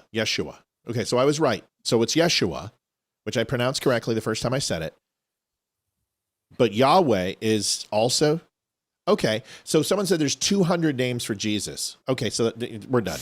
Susie and Trish donated $10. God bless. Thank you both. There's no J in Hebrew. That's right. That's what we said, Annie. That's what we said. It's a Y instead. Okay, good. We're done.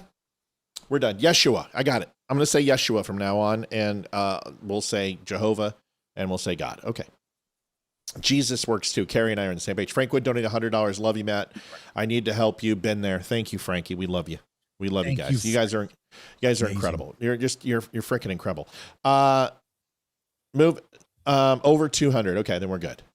Jehovah's God. That's right. Jehovah's God. Yeshua is Jesus. So's Yahweh. George is also Jesus. Okay. What about Jesus, my gardener? Is he? No. All right. Moon landing nutters. This, Mike, since we saw the Artemis 2. Yeah. There's been a lot of moon landing nutters around. And I saw this video, and this is for them. Enjoy this. Oh, got another donation. Tammy Moe. A little something towards the AC situation. Love y'all. Which Tammy is this? Tammy. This is a new donor. Tammy, thank you. Thank you so much. Is a new person. See, like I said, dude, this show is incredible, and the people in it, like, it's just like, I love these people. That's all I'm gonna say. Moon landing nutters. Here it is.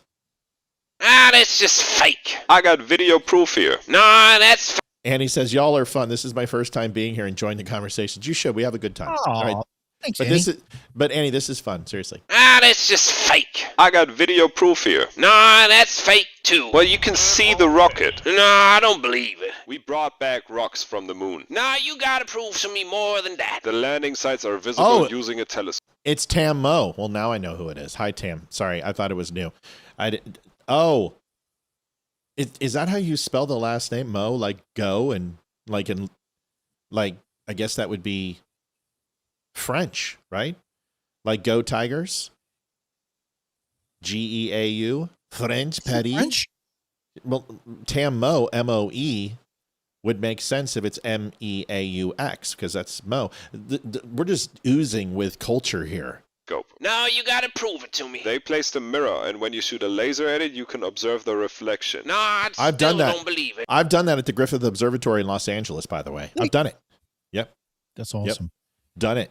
Wouldn't have Russia said something if it was fake? Nope, not happening. Why spend billions on the rocket, but then not actually land there? I ain't buying into your bullshit. Why create a fake of the landing and then have obvious mistakes in that video? Nope, I don't trust you. It is literally easier to land on the moon than to create and sustain such a big hoax. Nuh-uh. If you already succeeded in fooling the whole world, why try and do it again? Nuh-uh. Okay, so the definitive answer, you have two intelligence specialists. We would know if anybody would know. But we also can tell you about Kennedy assassination and if UFOs are real too. But we could have to tell you, but we'd have to kill you. Leeroy, did we land on the moon? Yeah, we landed on the moon, and unfortunately, there will always be people out there who think that we didn't. And we've talked about this on the show before. As I read this donation, Debbie Boggs donated $17.76. Says trying to help. God bless y'all. Thank you very much, Debbie. Thanks, Deb. When people say that we haven't landed on the moon, think back to when we were talking about what a type 2 logical error is, and that is a false negative, right? That's you saying, "Oh, we didn't do something," and we clearly did. Like, I don't know what would make somebody like that actually. To what kind of evidence would it take for somebody like that to change their mind? Nothing. Right? There's nothing. There's nothing you can Right. change their mind. And that's exactly the point. There is none. They are locked in. They are not going to change their minds. And so there's no use in even having that conversation with them. The thing I would say is the one definitive proof that we landed on the moon is everyone would agree that there are no asteroids coming from the moon. Is that fair, Leeroy? Yeah. Right. There's no asteroids coming from the moon. It's not projecting. It's not cracking. It's not dissipating. It's not having anything break out of their gravity as dense as it may be. There's no lunar rocks coming. Right? Fair? Cool? Fair. Okay. So we would then have to ask ourselves a question. Can you find the contents of the moon anywhere on Earth? The answer is no. Except for in the possession of the aerospace museums or NASA or deep in the area where they keep the Ark of the Covenant, where they have hundreds of millions of boxes and they've buried the Ark. We saw that in Indiana Jones. You've got the Regulus, I believe is what it's called, which is the moon dust and the rocks. If you can't find those anywhere else on the planet, then you would have to ask yourself the question, where did they come from? And if they did come from someplace that is outer terrestrial, then how did you get them? And Right. the only way is to land on the moon, unless you believe we sent a rocket up that had a giant pooper scooper and we sifted the litter box and then brought them all back. If you believe that, then you would also have to believe that we landed. That's all you really need to know to confirm that we landed on the moon. Now, you can see the rover with a high-powered telescope. We have that technology now. You can bounce a laser off the moon. And you can also ask yourself all the questions that you want about, well, they left, who was filming? Well, it was a remote. So the lunar module when it took off, they had a remote camera. You guys understand that the remote capabilities were around then. And you understand that radio waves were used in communication to go around the curvature of the Earth. You understand that during the time before that people in Japan could talk to people in the United States, right? You understand that. We didn't need satellites. We needed radio towers. We had the ability by chaining towers together. And if you project enough of a signal in space, it can be picked up. Now, there's going to be a slight delay, but we had the capability to talk over thousands of miles, and this is radio waves. And very similar to the way a radio station works is the same way that communication worked between the LEM and the astronauts. And if people go, well, that's impossible, I don't believe you. Well, I can simply show you the exact same thing with pieces of technology from ham radios that can literally tune in conversations that were taking place in Vietnam. And they would train radio operators in the military when shit was going on between the French and the Vietnamese to tune into that. Or the native radio talkers would used to do that as well, is that you would have radio talkers in Germany and radio talkers in Japan that were Native American talking to each other. So you guys understand this. All right, great. So now, so what, they had a big phone line up to the, no, morons, it's radio waves. So well, how did they get through the Van Allen belt? But we just did it again. You understand that it's not a giant microwave. There's pockets to get through. You understand. Maybe you understand we also went to the moon 6 times. It wasn't once. Right. There's a reason why there was Apollo 1 and there's Apollo 13. I think it went up to like Apollo 17. But we got to the moon 6 times. It wasn't a one and done. I don't understand why people don't. So can we just get off this thing, please? We know it was a Jew. We know the Jews did it. It was a Jewish conspiracy. Just shut up and stop asking questions. Wait. Was Barry to the moon? Did we send Barry to the moon?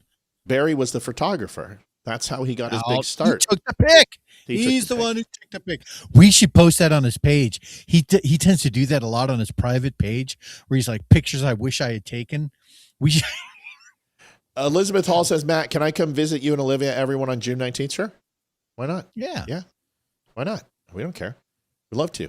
But I understand that there's people that don't believe that the landing happened. But you know what? I watch Mythbusters. I watch the Discovery Channel. I've been to the NASA Space Museum. I've been to Houston, Texas. I've been to the Aerospace Museum in DC. And all of that stuff is right there that'll just disprove all this bullshit. Oh, the Van Allen belt will cook you like a microwave. Yeah, if you don't have a shielded aircraft. But do you understand the amount of radiation that they have to frickin' withhold in reentry? Do you guys understand what solar radiation is? Do you understand what our atmosphere is made of? Do you understand how turbulence forms? Solar radiation goes through the outer crust of the Earth's atmosphere. Those gamma rays move into the Earth. They heat up the soil. Then that rises. Hot air rises, cool air descends, creates a vortex, creates an imbalance in pockets of the air, equals turbulence. Well, that same turbulence takes place on the outer rings of our atmosphere, the troposphere, the stratosphere, et cetera, et cetera, et cetera. And there's levels of radiation that are literally haloing around our Earth that we're being protected. That's why we were so concerned about the, what was the damn thing? With Aquanet hairspray and Freon was killing. Ozone. Ozone. I think we're so afraid of the ozone because we didn't want to allow all those rays in because ultimately it would fry us and cook us. So there's a shit ton of radiation that they have to go through just into our outer atmosphere into reentry. They're also withstanding 30,000 degrees of heat on that pod coming back in. And people are like, well, why didn't it steam when it hit the ocean? Well, you do understand that friction changes once they break through our atmosphere and they're free falling. You also understand there were parachutes. You also saw them that it took like 30 minutes for them to come down to Earth, right? Do you understand what a fan does when there's no heat source anymore? It starts to cool down the metal, and its design is to dissipate heat and to disperse heat out. And and I happen to know because I own one of these things. The outer tile is a ceramic, and the ceramic is not a heavy conductor, so it deflects the heat. So yes, it's 30,000 degrees, but it's not red hot at the bottom. If it did, it would be soup. That ceramic coating is actually designed so that when it gets to a certain temperature, it does something called ablation, and it basically evaporates off and takes the heat with it. Right. And they use the same technology in the front of the space shuttle. They use the same technology on ICBMs. There's a certain amount, and they plan for that. There's a certain amount of additional material that they'll put on the nose of every missile, because they know that if it has to contend with a certain amount of heat, then as it's going through the atmosphere, they plan for some level of it to melt or blaze off. Yeah. So there's answers, but unfortunately, folks, to get these answers, you have to actually, first of all, have an inquisitive mind. You have to be curious, and you have to go looking for the answer. And then you have to accept the truth after you use your ability for logical deduction and use that healthy curiosity to change your mind and then do so. Just letting you know, folks. Moving on. This is an interesting one. Hamas, like people who were pro-Palestine, buying into propaganda, they brought in like 20 of these people who were going on social media and promoting propaganda. They brought them on, and they showed them that their stuff was fake, and here's their reaction. Folks, we're at 5:59. We've crushed goal. In fact, we're so very close to hitting last night and tonight. I want to say thank you so much. It's been a really shitty couple weeks. We have the HVAC guy here. We have no AC in our house. He's replacing it. We found out we have mold in our vents, and they're going to kill all of that and destroy it and then check the upstairs and all that. You guys have been very, very gracious and helpful. We appreciate you, and thank you so much. So if you want to help donate tonight, we couldn't thank you more than we already have and would appreciate it. So you have my permission to crush goal tonight. If you want to go higher and faster, please do. Here is this hoax. Watch this.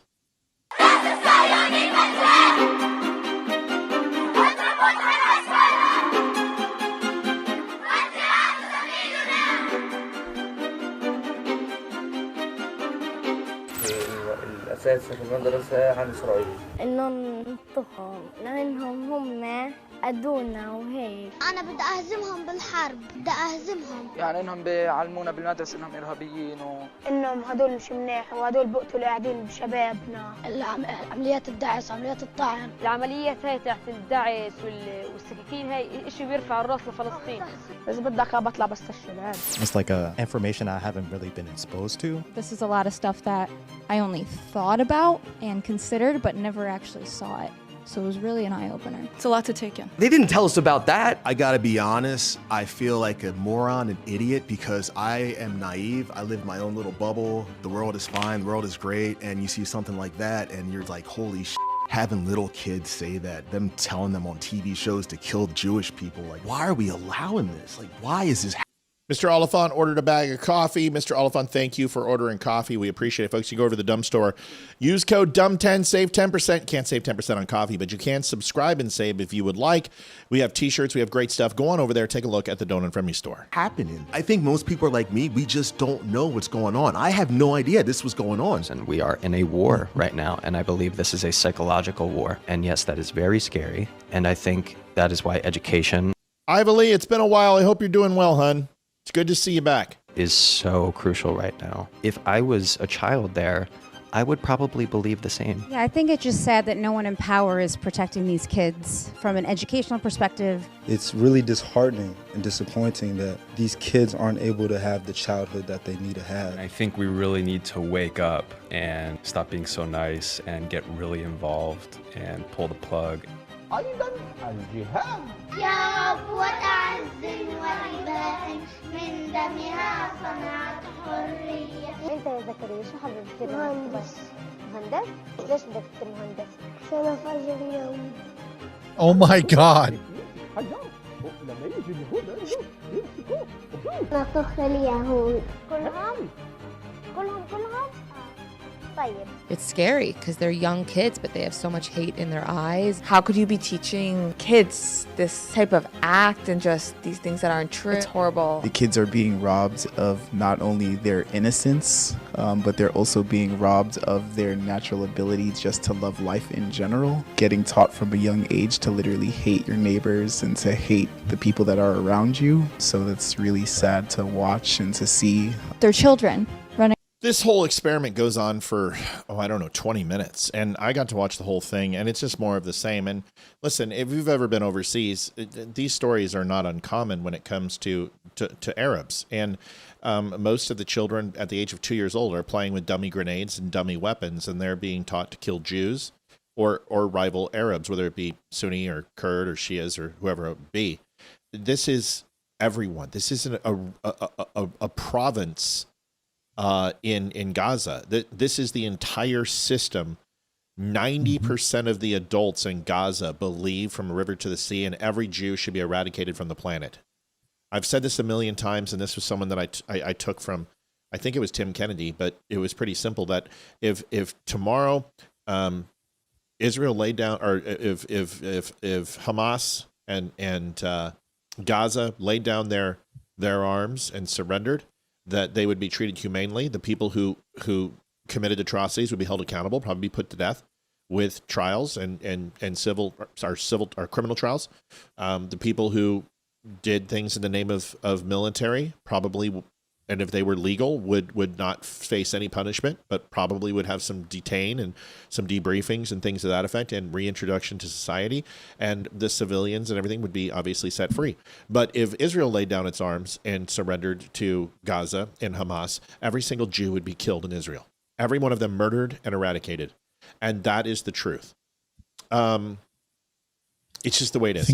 So this is it's a very good series. You guys can find it on X, and just type in 20 people find truth about Gaza, and this is a very common thing in the Middle East. And this is what to give some credit to the older millennial, this is what he was talking about. A culture that's inside the Muslim culture is that these radical fringe populaces are indoctrinating children to become radical terrorists. And this is very common. Go ahead, Leeroy. Well, if you think about it, right, from the position of the Iranians or any extremist group. They are, in fact, positions that are, in fact, so weak that they have to brainwash children in order to propagate that myth. And Matt hit it spot on the head. We all have, actually. I heard all of the people who were being interviewed in that. When you're comparing philosophies, right, you can have the philosophy, all right, I'm going to listen to you. I'm going to listen to your perspectives on a matter, and I'm not going to try not to emotionally react. And, at the end of the day, if I've heard your perspective and it's an opinion that I can, if I can understand it, then great. But the moment we try to shy away from understanding is the moment we start trying to teach kids how to lob grenades at our neighbor. And half of those in giant furry, people in furry costumes trying to come across as a lovable Barney, basically saying, hey, Anonymous donated $100, says, get that mold out of the house. Hey, Leeroy, thank you very much, Anonymous. Thank you very much. I know who you are. Thank you. Yeah. If you have to go to that level, then your position is not a very strong one to begin with, I guess. That was my entire point. And Matt's point, very well spoken, is if two countries were to completely lay down their arms and try to make some sort of a negotiation, right? It's going to be the one that is weaker that has to initiate that attack. It's going to be the weaker one that has to brainwash women and children, right? Because they don't lack the street creds. They don't lack the credentials or the intellectual capacity to make those negotiations and a good faith argument. They're the first ones that will say, you stole this from us, you owe us, and now we're going to take what's ours, right? It's leftism, but wrapped in an Islam robe. That's what it is.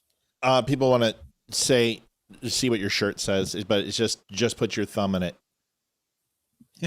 Yeah. Do you want to explain to them quickly? Quickly. Sure. Very, very quickly. There is a gentleman that I follow on the internet.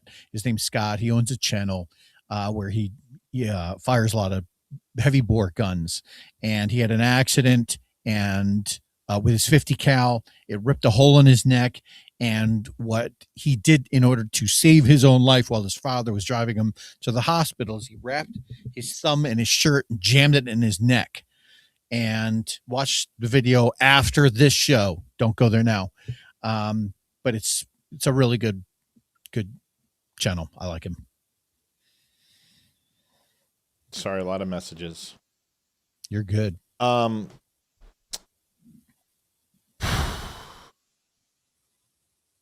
to think what I want to show. Oh yeah, this one's good. Benny Johnson.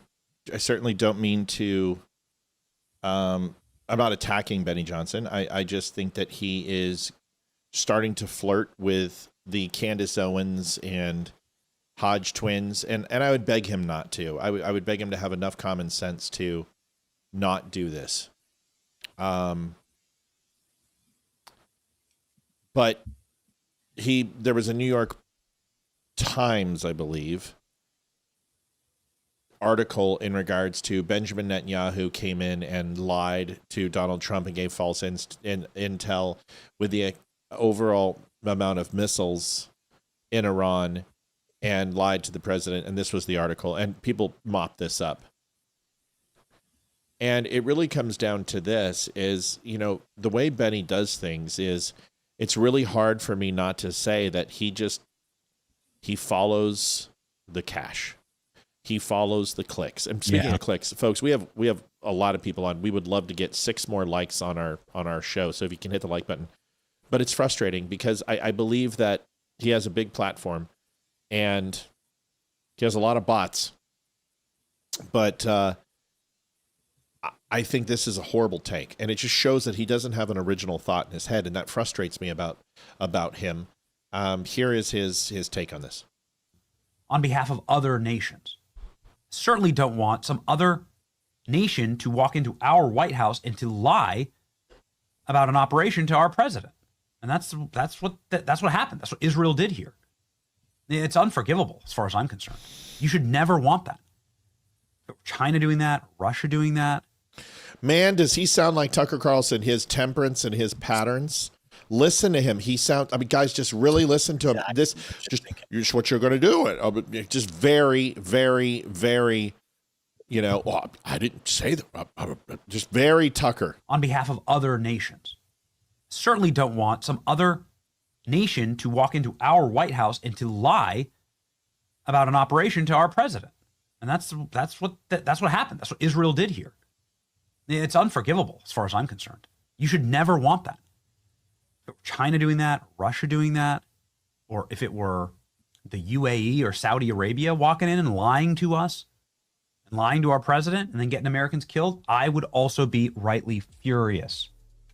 So it shouldn't happen anyway. I think that Bibi Netanyahu should be banned from the White House as far as I'm concerned. Wow. Along with any other world leader.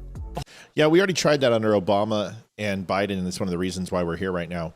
I think Benny is, in my opinion, this is just my opinion. When Johnny Carson interviewed people, there was intelligence behind his eyes. And the reason why Johnny Carson was successful is not because he asked questions that were deep and probing. It's that Johnny understood the person he was interviewing so very well that he was able to extend the conversation past the surface. But if that guest in any way, shape, or form left themselves susceptible to a joke, he was able to deliver it without crushing that person's spirit.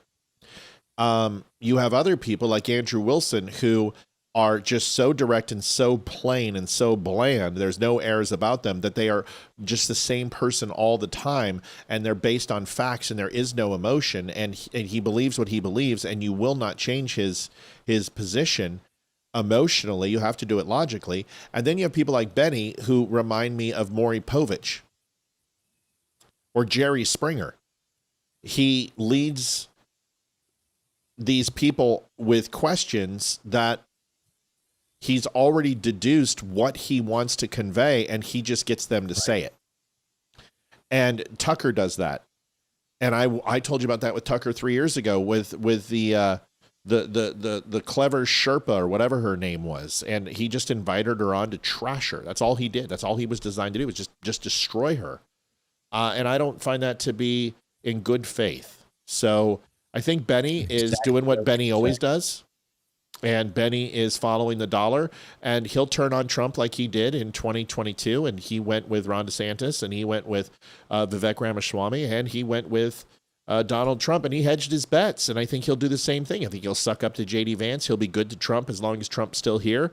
But if Trump loses the midterms and Trump loses the House and the Senate, I think Benny's soon to follow. And he's got a White House office. He is literally like his own press corps. He's got his ticket punched. I don't know what he's doing, but whatever. If this is what you want to do and you think this is the way to go, then good for you. That's it. I think you hit that right on the head. You can tell right out of the gate by the way he was leading the conversation that it was not a conversation that he was intending to have in good faith. A lot of trolls. And I've seen too many other times where the guy is just willing to flip flop. What? No, I'm sorry. I'm dealing with so much. Oh, so I gotcha. Just go. Sorry. I forgot to mute. There's been other times where the guy is willing to flip flop, and it just goes based off of whichever way the ebbs and flows of the political wave is going for him. He's just an opportunist, right? And he's definitely serving a niche market, right? He's got his select few followers, right? And he is definitely feeding to that base. I don't watch a lot of Benny. I don't find him trustworthy. And I say that because it always seemed very scripted. And in this case, Matt hit it right on the head. It sounded like he was a Tucker Carlson carbon copy kind of speech. He probably got that right off of the same copier from Tucker Carlson and just recited it, because you could tell those are Tucker's words just coming out of Benny's mouth. And I just don't tell me how to think. Just give me the facts. I'll determine how I want to think. right? But that's not what people like Benny do. That's not what people like Tucker Carlson or Candace Owens want to do. They want to tell you how to think, why certain things are, good, bad. And we do too, to some degree, but we're willing to have the conversation. Give us your opinion and come with facts, and we can talk about it. But that's not what these guys do. They don't want to talk to their audience. Go ahead. Sorry. No. Go. They don't want to talk to their audiences. They want to lead the audience. They want to sell a narrative. And that's what pisses me off about people like him. Yeah. I appreciate the perspective. Guys, we're going to do the jacket drawing now. I think I got it working. Just slowly but slowly getting things back to normal. So if you can give me just a second, I'm going to load this and get ready to spin it, if everyone's cool with that. And save, update, copy link. All right. It's so nice to have the videos working again. Can I tell you? Can I just tell you? It is an amazing feeling. All right, so let's do the jacket drawing. We're going to do this in the middle. So I apologize. Middle of the show, but Leeroy hasn't been a part of one of these, I don't think. Have you?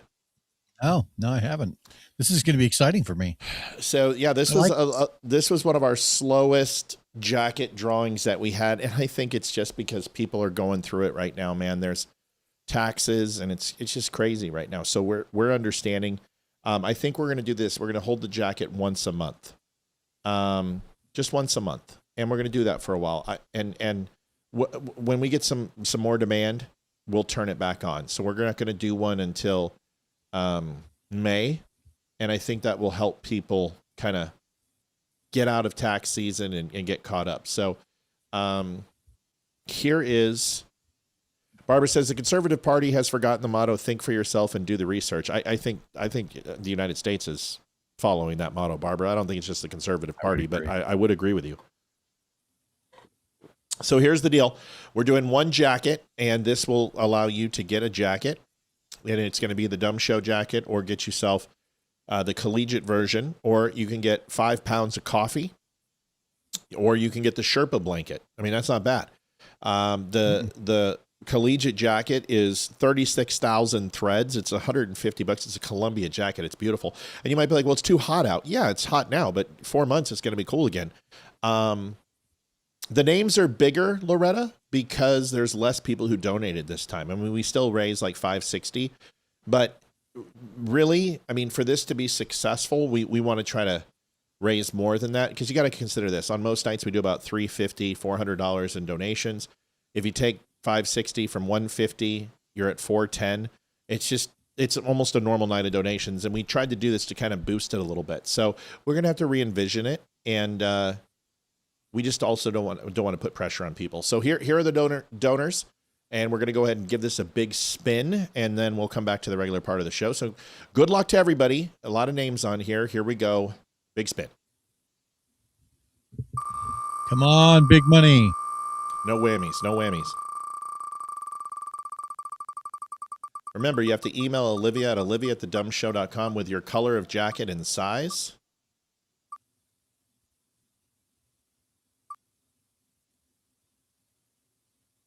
Looks like Kimberly Jergmeyer. Kimberly. Miss Angela Kimberly. Miss Beverly Ann Kimberly. What's that from? Come on, dude. Congratulations, Kimberly. I don't know that reference. Don't know that reference. She was. Have you ever seen Tootsie with Dustin Hoffman? Yeah.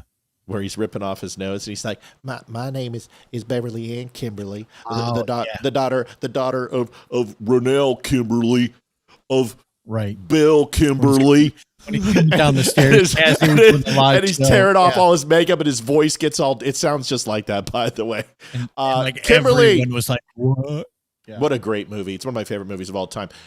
Dude, Kimberly, Merry Christmas, Happy New Year. You got yourself a Dumb Show jacket. Please reach out to Olivia And we'll just keep doing this. We'll keep putting names in and we'll keep doing it, but we're going to wait a month and then we'll get back to it.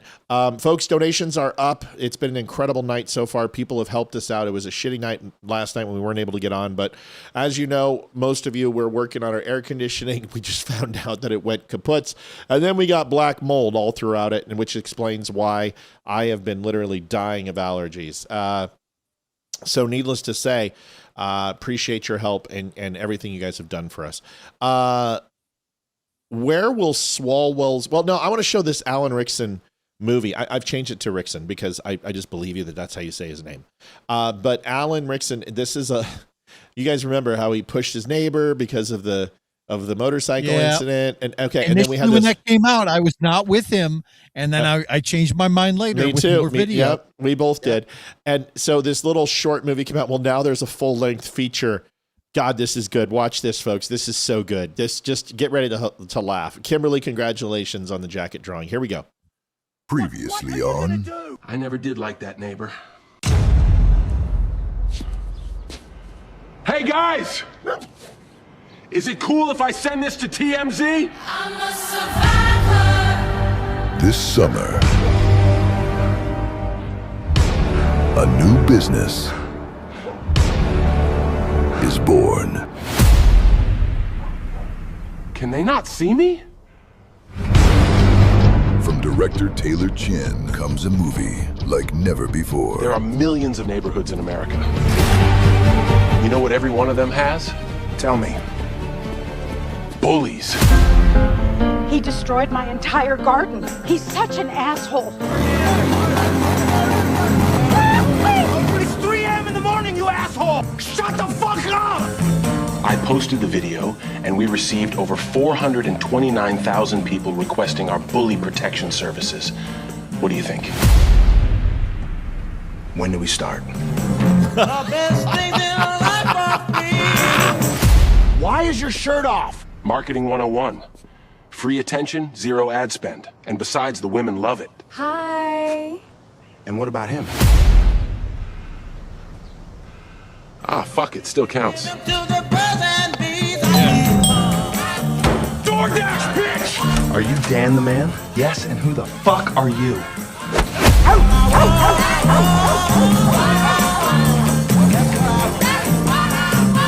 Bullies come in all shapes and sizes. What do you two bitches want? He's evil, I tell you. I'm not sure how you plan to get rid of him.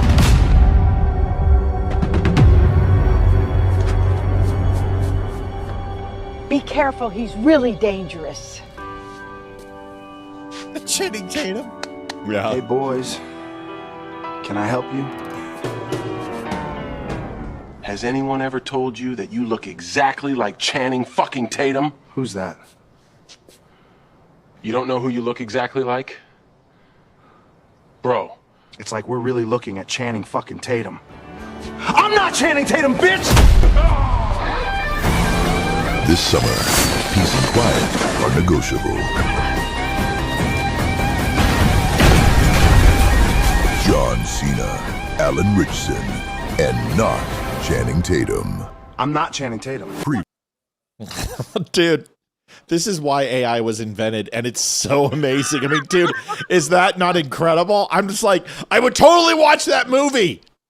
I would too. I'm like that. God, that looks so much negative shit about AI though recently. Oh, I know, but God, does that not remind you of like, I don't know, just like some Paul Rudd film of all time? Yeah, like a Paul Rudd movie, or let's like Get Hard, or Role Models, or whatever. It's perfect. I mean, God, make that movie.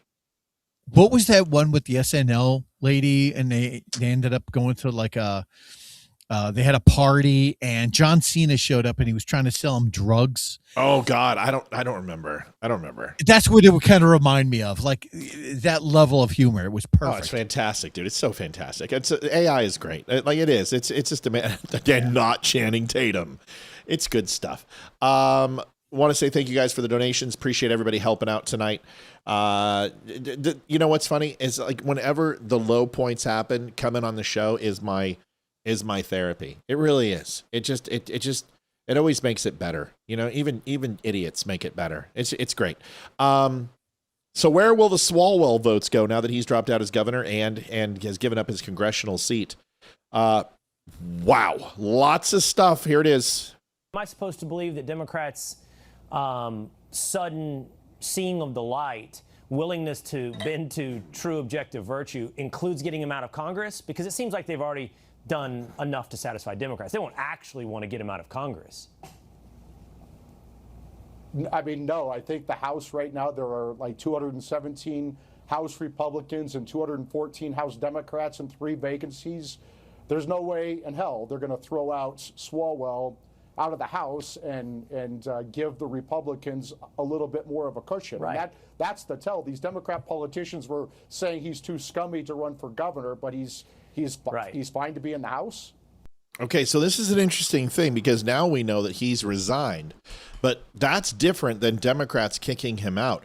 Can I give you my high-level prediction on what took place? Absolutely. I would love to hear that. So you guys know politics is kind of my bag, baby. You know what I'm saying? Swedish-made penis enlarger, that's not my bag, baby. I don't know what it's doing. It's not my bag, baby. It's not my bag, baby. Yeah, it's totally groovy. Yeah, totally. I don't know what that's doing in there, baby. Who put that there? So 1414 with Katie Porter. Now, Katie Porter the Democrat Party is moving towards females, predominantly to expand their ever-present growth. Because as Orwell said, paraphrasing, that liberal white women are the most susceptible to indoctrination and to suggestive prescription in order to override what would be considered individually beneficial for all. And you've lost a lot of the younger vote. You've lost the male vote, and DEI is being repudiated from corporate. So now you're really finding that the foot soldiers for the left are the women, white, liberal, educated women. And this is what's being prescribed with Spanberger, with Whitmer, with the Oregon hooker. I can't remember her name. Kimberly Junkermeyer donated 10. I'm not Emily Kimberly. I'm not Emily Kimberly. I'm Edward Kimberly. I couldn't remember Emily Kimberly, and then he went to Edward. That's right. I'm not Emily Kimberly. I'm Edward Kimberly. We got to watch that. Anyway, so this is what they're doing. And Porter is a socially progressive DEI nut job who dumped boiling potatoes on her husband's head and abuses staffers verbally, but they're going to move her forward because there's no chance with Swalwell because of his name recognition. So by him being removed, you project Katie Porter up to 28% because all of his votes are going to Katie Porter. The reason why is because Steve Hilton is actually polling at 17% as a Republican. That's a good number. And they know that Swalwell doesn't have enough to beat Hilton. What's up? Somebody should use that wonderful AI technology that we were just talking about and portray her pouring those boiling potatoes over her husband's head. That would be amazing. So the reason I bring this up to you is that this is their preferred candidate. This is what they want.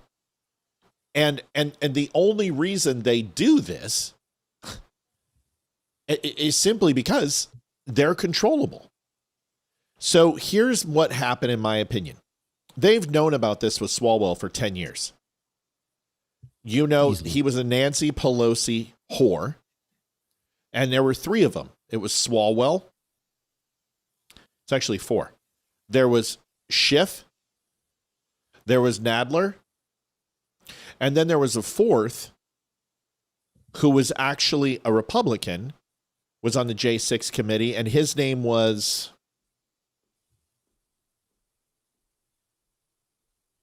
Can't remember.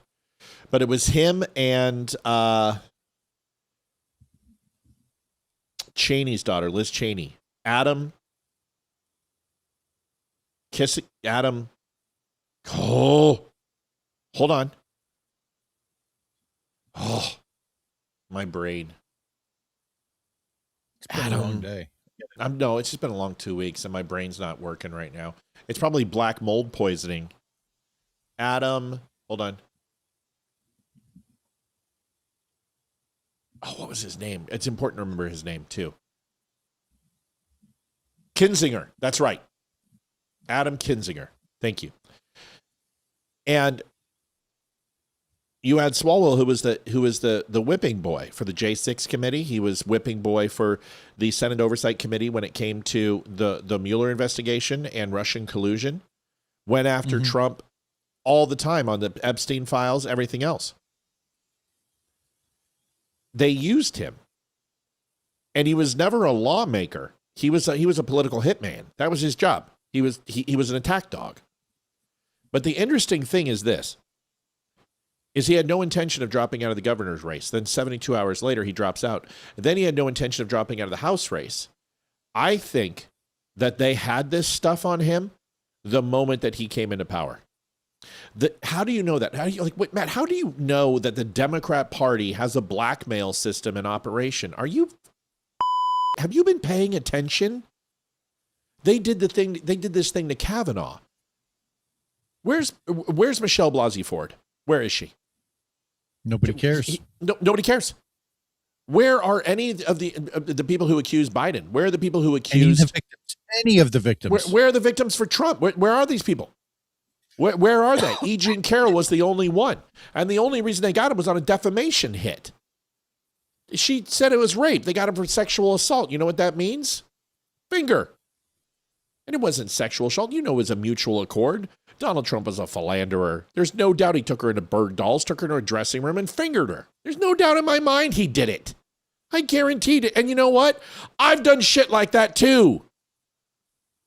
I've done it in the movie theater. I've done it in the back of a car. I've done it in church. I wasn't a good kid. Made out with a girl in the back of a pew. You do stupid things. Now, am I condoning that? No, but is that rape? Is that sexual assault? You got to prove that. You've got to have a rape kit. You've got to have a criminal complaint. It's beyond a reasonable doubt, right? Right. But Swalwell had all of this out. They knew this about him. They knew about Fang Fang. They knew about the Chinese spy, and they pushed him forward to the House Intelligence Committee anyway. He had an FBI investigation on Fang Fang. They went to give him a defensive briefing, and then they found out even more that he knew about it, and they pulled his clearances from him. This is all public knowledge. I guarantee you the Democrat Party went up to him and said, dude, you either drop out or we're dropping the nukes. Because it was a systematic release and just destruction. It was very similar to what happened to Matt Gaetz. It wasn't there, and then it was. Donation from Paul Rivera, $51.99. Thank you, Paul. We love you and appreciate you. Paul. So here is an example.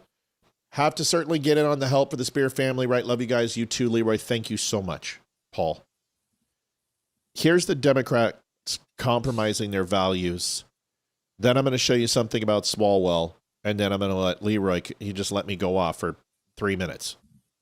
Congressman Eric Swalwell is suspending his campaign for California governor amid allegations of sexual assault and misconduct. Swalwell denies the allegations. Time to close. Endings and beginnings are ending and beginning now. A lot has been said about me today through anonymous allegations. These allegations of... That was a great line in that song. It's supposed to be closing time.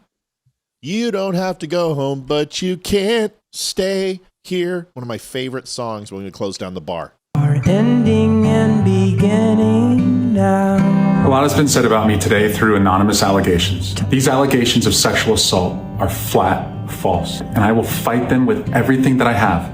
It's not about red team versus blue team. This is about sexual assault victims who deserve justice. Do the right thing. Time to close. Endings and beginnings are ending and beginning now. You go back to the beginning of the month, look at this. It's about a 3 and 5. He was the clear favorite at this point to be the next California governor. But by Friday, his chances were already adios amigos, goodbye, basically. He was down to 2%. He saw the writing on the wall. And then, of course, now we're at a 0% chance as he has suspended his campaign. But Eric Swalwell dropped out of this race because, simply put, there was no path forward for him to be the next California governor. Time to close.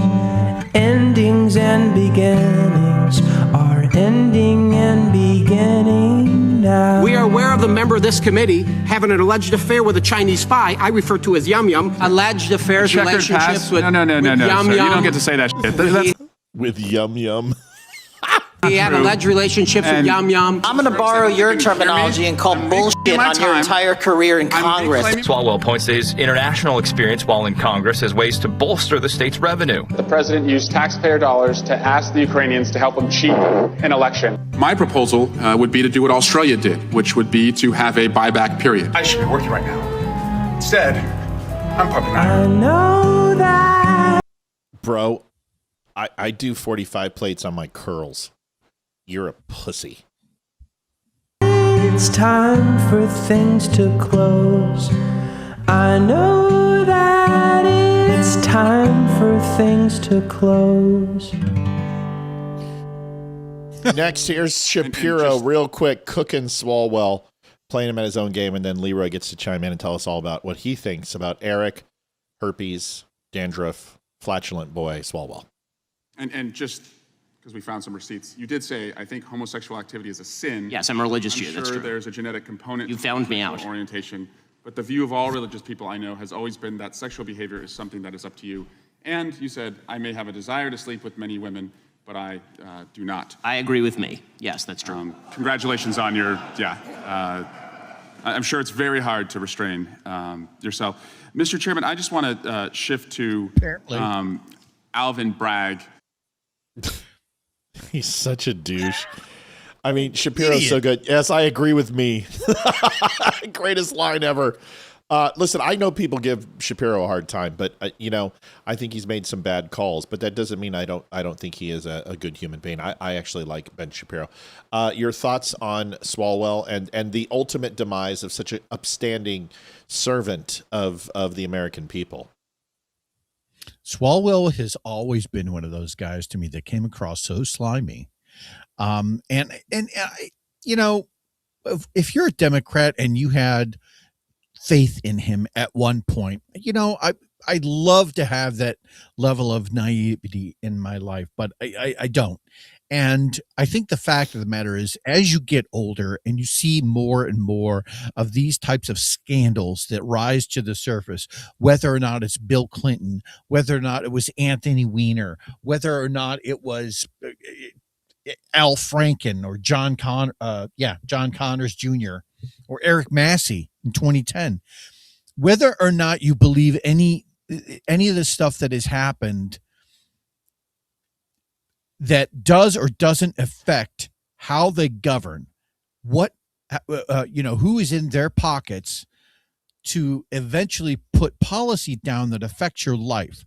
I don't trust any of them. That's the point. And I think at some point we lost our way.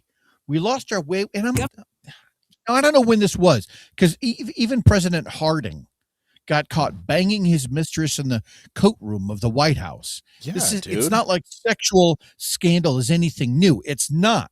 But Bobby and John tag team Marilyn Monroe. You kidding me? Right. Remember JFK and Marilyn Monroe and all that? So you're thinking about like sexual assault and scandal like that is nothing new. But every time it comes up as an opportunity to be used against a party, for one party to use it against the other, you get tired of it, right? Dude, and tired. I am tired of it. And I am tired of it. I wish our politicians were made of stronger moral fiber. I wish that somebody in DC had the decency right? To step back and say, nope, don't want to get involved with this. I just want to represent the people of my district. Wouldn't that be refreshing? Wouldn't it be refreshing? We've got a lot more for you guys. It's a good take, dude. 7:21:16 to goal. Appreciate everybody stepping up tonight. You know, we love you. We appreciate you. Thank you guys. Made a better night out of tonight. It just was a crappy week, and we really appreciate you helping us out. Figured I would share this. We've talked about it enough on the show, and then we've got a couple more slides. But here you go. Enjoy. Probably one of the best movies ever. As she ever was. God, Jessica Lange was good Emily looking. Kimberly, the daughter of Dwayne and Alma Kimberly? No, I'm not. I'm Edward Kimberly, the reckless brother of my sister Anthea. Holy Christ! It's a Florida! Edward Kimberly, who has finally vindicated his sister's good name. I'm Edward Kimberly. Edward Kimberly. And I'm not mentally ill, but proud and lucky and strong enough to be the woman that was the best part of my manhood. Such a great movie. Dude, if you guys have not seen Tootsie, you are missing out. Dustin Hoffman, Jessica Lange's smoke show, by the way. Just an absolute smoke show. What a great movie. There was a movie back in 1987 with Michael J. Fox, and it's called The Secret of My Success. Yeah, it was a great movie. A young college student going around trying to get all these interviews in New York. Yeah, he had one job that was locked up, and then he gets there, and he'd gotten fired before he even shows up. So he starts going on all these interviews, and there's this one interview that he goes on, and this woman that's sitting across from him, and she's like, you know, you've got a very impressive resume. And he's like, this is like his 50th interview for the day. And all of a sudden she goes, and he goes, no buts. He goes, everywhere I've been today, I've been too old, too fat, too young, too short, whatever it is, I can be younger. I can be older. I can be fatter. She goes, and the lady goes like this. She goes, can you be a minority woman? Yeah. That's right. And it just, if there was ever a perfect line in a comedy that describes what it means to be like DEI oriented, that was it. Oh yeah. Oh, dude, like, and the lineup in Tootsie: Dabney Coleman, Dustin Hoffman, Jessica Lange, Bill Murray, Gina Davis was in that movie. It was fantastic. Some older actors that are just like off the charts. Hands down, one of the best movies to come out of the 80s. It was Tootsie. If you have not watched it, watch it. Here's a couple other things, folks. We're wrapping it up here soon, folks. So we appreciate us hitting crushing goal. Thank you guys for helping us out. It really means a lot. Here is Gallegos. He's on Swalwell, and I want you to see the difference between this. This is Eric Swalwell's best friend. Folks, I'm just telling you right now, this is Me Too 2.0. This is the Me Too for the Senate and Congress. I think this is going to be a lot more than what we're seeing. I think many congressmen and women are going to drop and go down. This is my gut. This is my gut feeling. I think there's going to be retaliation for this. I really do. And I think the Democrats are going to retaliate against Republicans. Republicans are going to retaliate. And we just might see some swamp draining because this is getting big. It started with George Santos. But before that, it was Matt Gaetz. And I think the Republicans are going to be playing dirty too. So here's Gallego on Swalwell just 10 days ago. Eric Swalwell, a member of Congress, a friend of mine who's now the front runner for governor in California. And the fact that, from reports we're hearing is that, he's trying to politicize a report that came out years ago that actually clarified and exonerated Eric Swalwell. And now they want to change that so that to benefit just, the president's narrative to try to stop Eric Swalwell from being governor. Why? Because he knows, number one, Eric Swalwell is going to win the governorship of California. Number two, Eric Swalwell is the hardest fighter against Donald Trump. And if Eric Swalwell is governor of California, he's going to have the bully pulpit to go after Donald Trump, unlike any other governor in this country. And they're going to do anything. They're going to corrupt the DOJ. They're going to corrupt investigations. They're going to force people, to give up their careers just for his little petty vendetta. And because he doesn't want someone like Donald Trump doesn't want someone like Eric Swalwell to be able to fight him every day to stop all the corruption that he's causing in this country. Now, the first thing, best friend. that Ethan said when he watched this with me, and he's like, dude, this guy's nervous, Dad. Watch his hands, watch his eyes. And like he's already analyzing like we do. And dude, this is stupid for Gallegos to come out. But what's happening is in the video of with that prostitute, two prostitutes, somebody was filming, and then there's a guy that looks very much like Gallegos.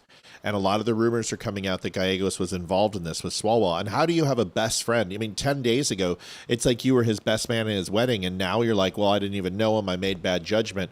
Why did you make bad judgment? What did you make bad judgment about? Either you knew, right? Bad judgment. Yeah, if you didn't know he was doing it, you know.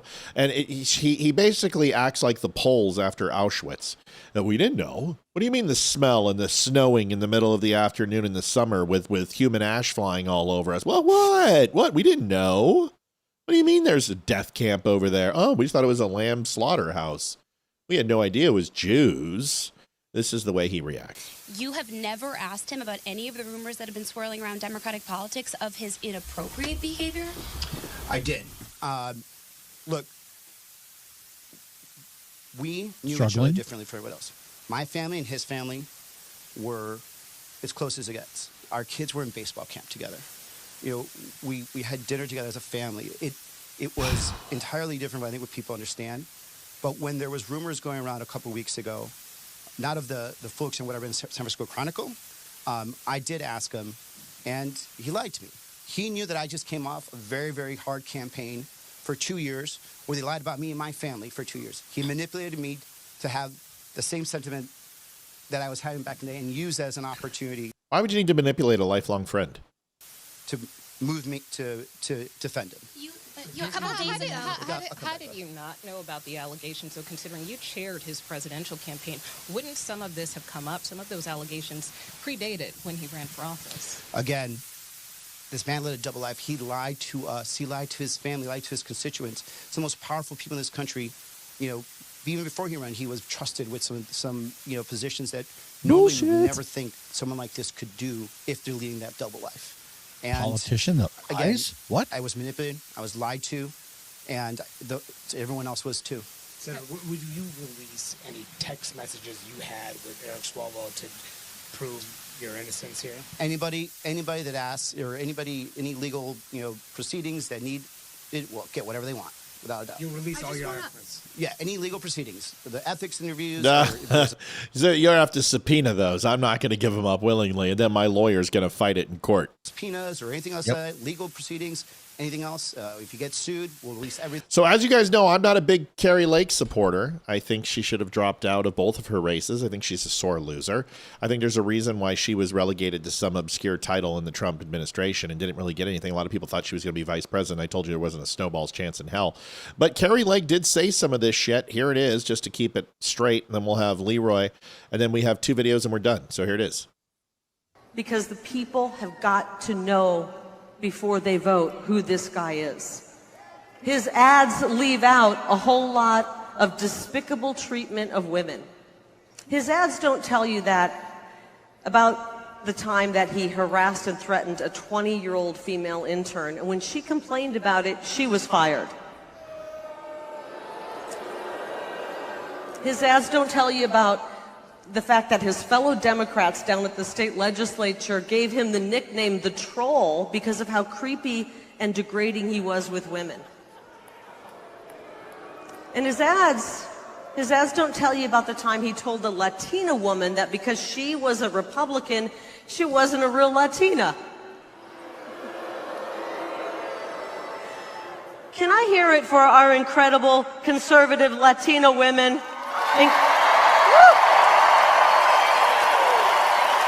We got a house full, including my daughter right down there. His ads don't tell you, frankly, about the most unforgivable act against a woman. When he walked out on his pregnant wife, when she was 9 months pregnant, days before she delivered their firstborn child, he served her papers and he ran off to sleep with a DC lobbyist. That's despicable. Was she hot? Listen, it's not that I dislike Carrie Lake. I think if you lose an election, you shouldn't say it's stolen. And if you win an election, you should accept the results. You can't have it both ways. It can't be stolen if you lose and then completely straight up if you win. I think if she would have won, she wouldn't have been like, wait a second, there's something wrong here. I shouldn't have won.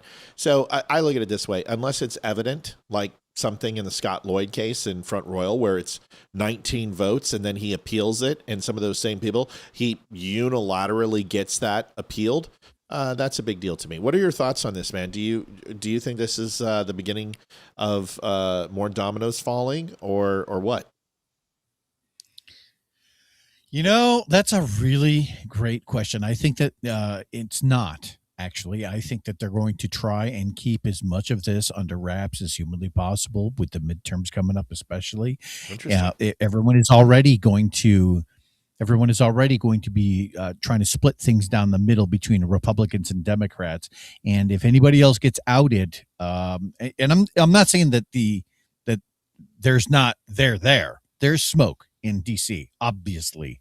Yeah.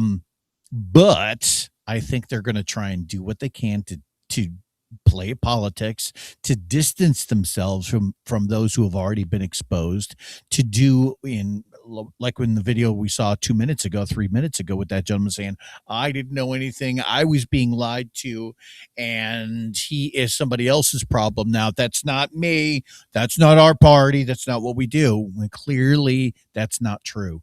Yeah. It happens everywhere in DC. Leeroy says it's going under the rug.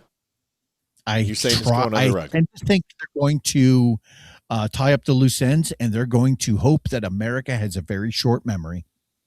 See, I think it's okay. So under the rug, and I think it's going to light some fires. I predict that this is going to move some things, move some needles. I think you're seeing that Republicans have resigned because of this now. And I think the vote that they made to hide the slush fund and the people involved, I think that's going to leak.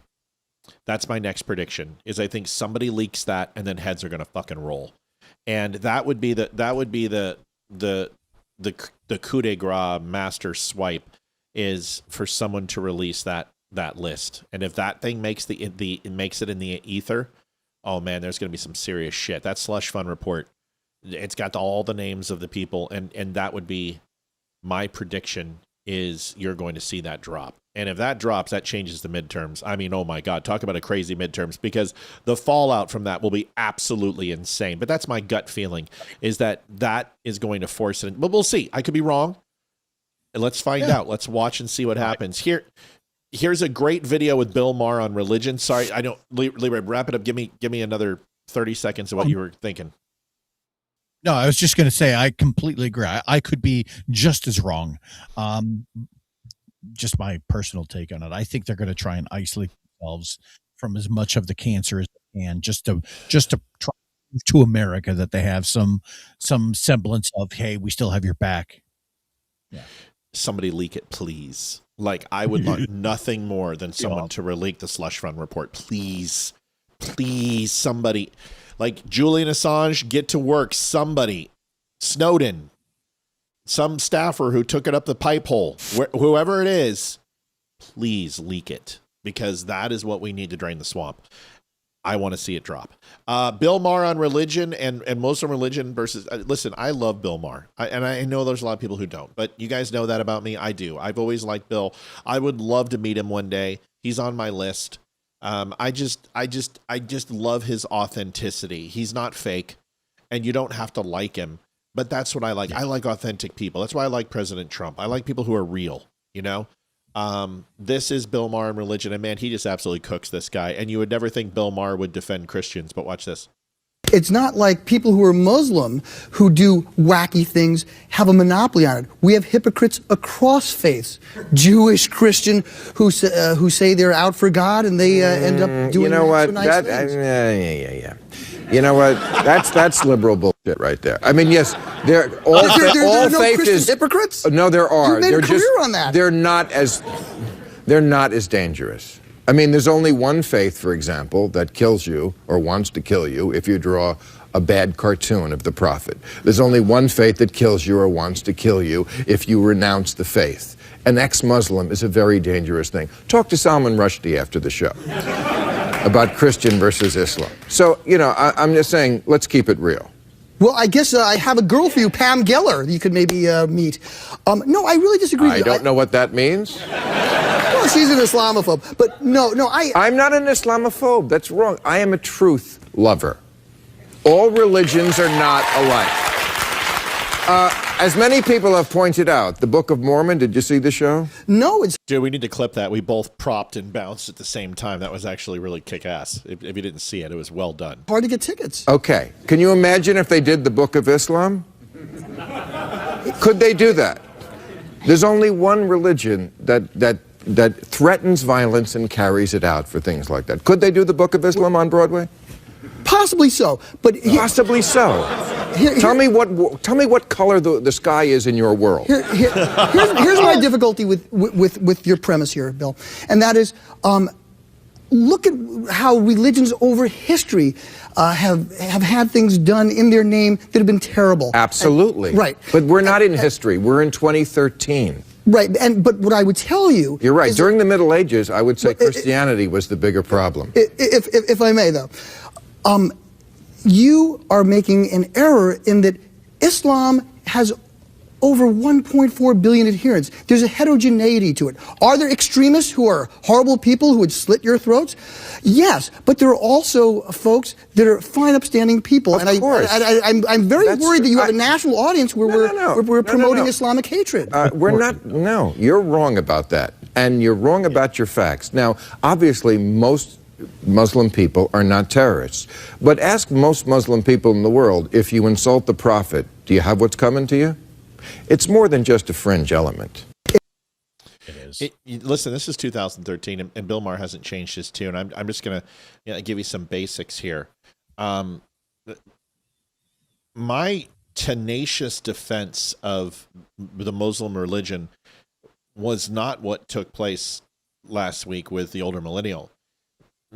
My devout dedication was not because I was a Christian. It's because I'm a purveyor and studious loyalist to the truth.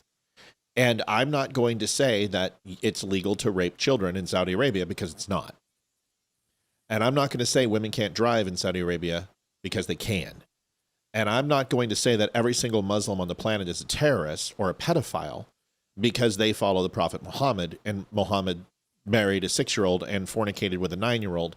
When, if you go back throughout history, and whether it's white Anglo-Saxon, Protestant, Moorish, Chinese, Mongolian, Roman, Greek, it doesn't matter, African, Saharan, wherever it is, sleeping with women of the age of 9 to 12 years old was pretty much common practice in every society at one point or another. My point is that religions can matriculate to removing societal abnormalities that are no longer acceptable. Catholics have done it. We were just talking about today. Catholics now accept gays and lesbians in the church. Catholics go ahead and redetermine what divorce looks like. We were talking about with Amy, the new pope, what they consider.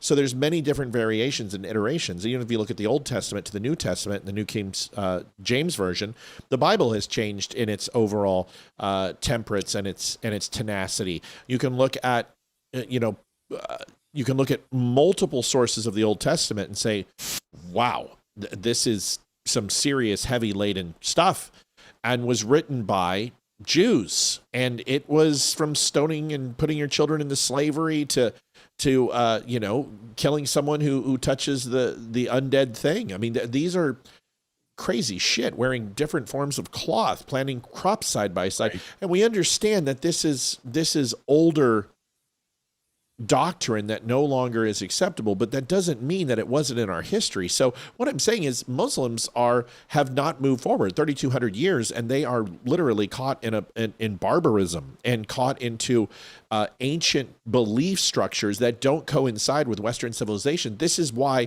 the Muslim religion is antithetical to Christianity and Western civilization. That's why, because they are diametrically opposed. We are a nation of love. We are a Christian nation. We're not benevolent, to answer your question, but the aspiration of benevolence is granted to all of us based upon Jesus Christ dying for our sins. That's where the benevolence comes from. And it's granted to us. The toll has already been paid. The receipts have been paid. Jesus died for our sins. And although we may be sinners and we must ask for forgiveness and we must repent, all of those things are true. It doesn't mean that our efforts aren't in benevolence. It just means that we are human and we're sinners and we fail. But that doesn't mean that I'm a defender of the Muslim religion. What I'm saying is that all Muslims don't need to die because you are asserting, because of a group of many hundreds of thousands, if not millions of people who want to see us fall and the Western civilization and the infidel and the Jews be eradicated from the earth. Yes, that's true, but let's not forget what the Moors and the Saxons did. Let's not forget what we did in the Crusades. Let's not forget what we did with the Great Society. Let's not forget what we did with the Age of Enlightenment. Let's not forget what we did with Manifest Destiny. Christians are not perfect. Catholics are not perfect. Buddhists are not perfect. Ask the Shaolin monks how that went. There's a lot of, ask the Tibetans how it went with China. Ask the Uyghurs now. My point is, and this is a very long outro, is that it's okay for you to say that Muslim and the religion of Muslims are barbaric in a lot of their thought process and use ancient belief structures in modern societies that do not jive with the rest of society. And that is a danger, and it should be repudiated, and it should be rejected from Western civilization wholeheartedly. But that doesn't mean we go ahead and we kill 2 billion people. Go ahead, Leeroy. One of the things that Christianity and Judaism kind of share in common is we believe, and certainly there are terrible verses in both the Old and New Testaments, but the overarching theme there is that if you don't live a life that honors the teachings of God and or Jesus, right, depending on which religion, that after you have passed, right, you're probably not going to get into heaven. That is the overarching, like, boiled down, distilled to a couple of sentences. Now, I say that because that's very different than the teachings of what happens in the Quran. I'm just going to quote a line here. I will cast terror into the hearts of those who disbelieve. Therefore, strike the necks and strike every fingertip of them. What? While you're alive, if you don't believe, they're going to kill you. I mean, and that's got to be the biggest differences between them. Is that at least with Catholicism and Judaism, like, hey, nobody on earth is going to has the ability to judge you like God can.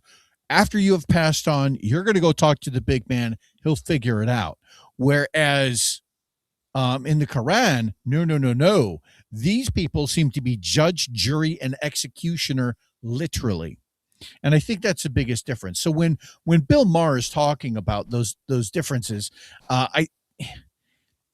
and I'm not saying that all Muslims are bad. That's clearly not the case. Everyone has some level of ability to take every religion with some level of moderation. We may not take Catholicism or Judaism to every word, and there's black and white and that's it. Certainly there are people that exist like that on the Quran side as well. There are more moderates who are like, yeah, that's probably a little too far. Bravo to them for going that far. Right. But the overall instruction is got to be the main point there. But I got to challenge that too, and this is what I challenge with the older millennial. It's not instruction. These were stories and proverbs and parables that were written during the times of historical battles and war with the prophet. Right. There weren't instructions because the Quran also calls for compulsion with religion. It calls for peace when peace is sought. It calls for justice. This is where Sharia law comes in, where 90% of Sharia law I actually agree with. It's the other shit, which is the civil rights violations and the overreaction to nominal crimes is a little much for me. But this is the thing. This is why Sharia law is repudiated by most of the Muslim religion. In fact, only about 13% of people actually agree with it. 36%, like me, agree with most of Sharia, but not all of it. And we all know that if you ever want to know one of the safest countries in the world, go to Saudi Arabia.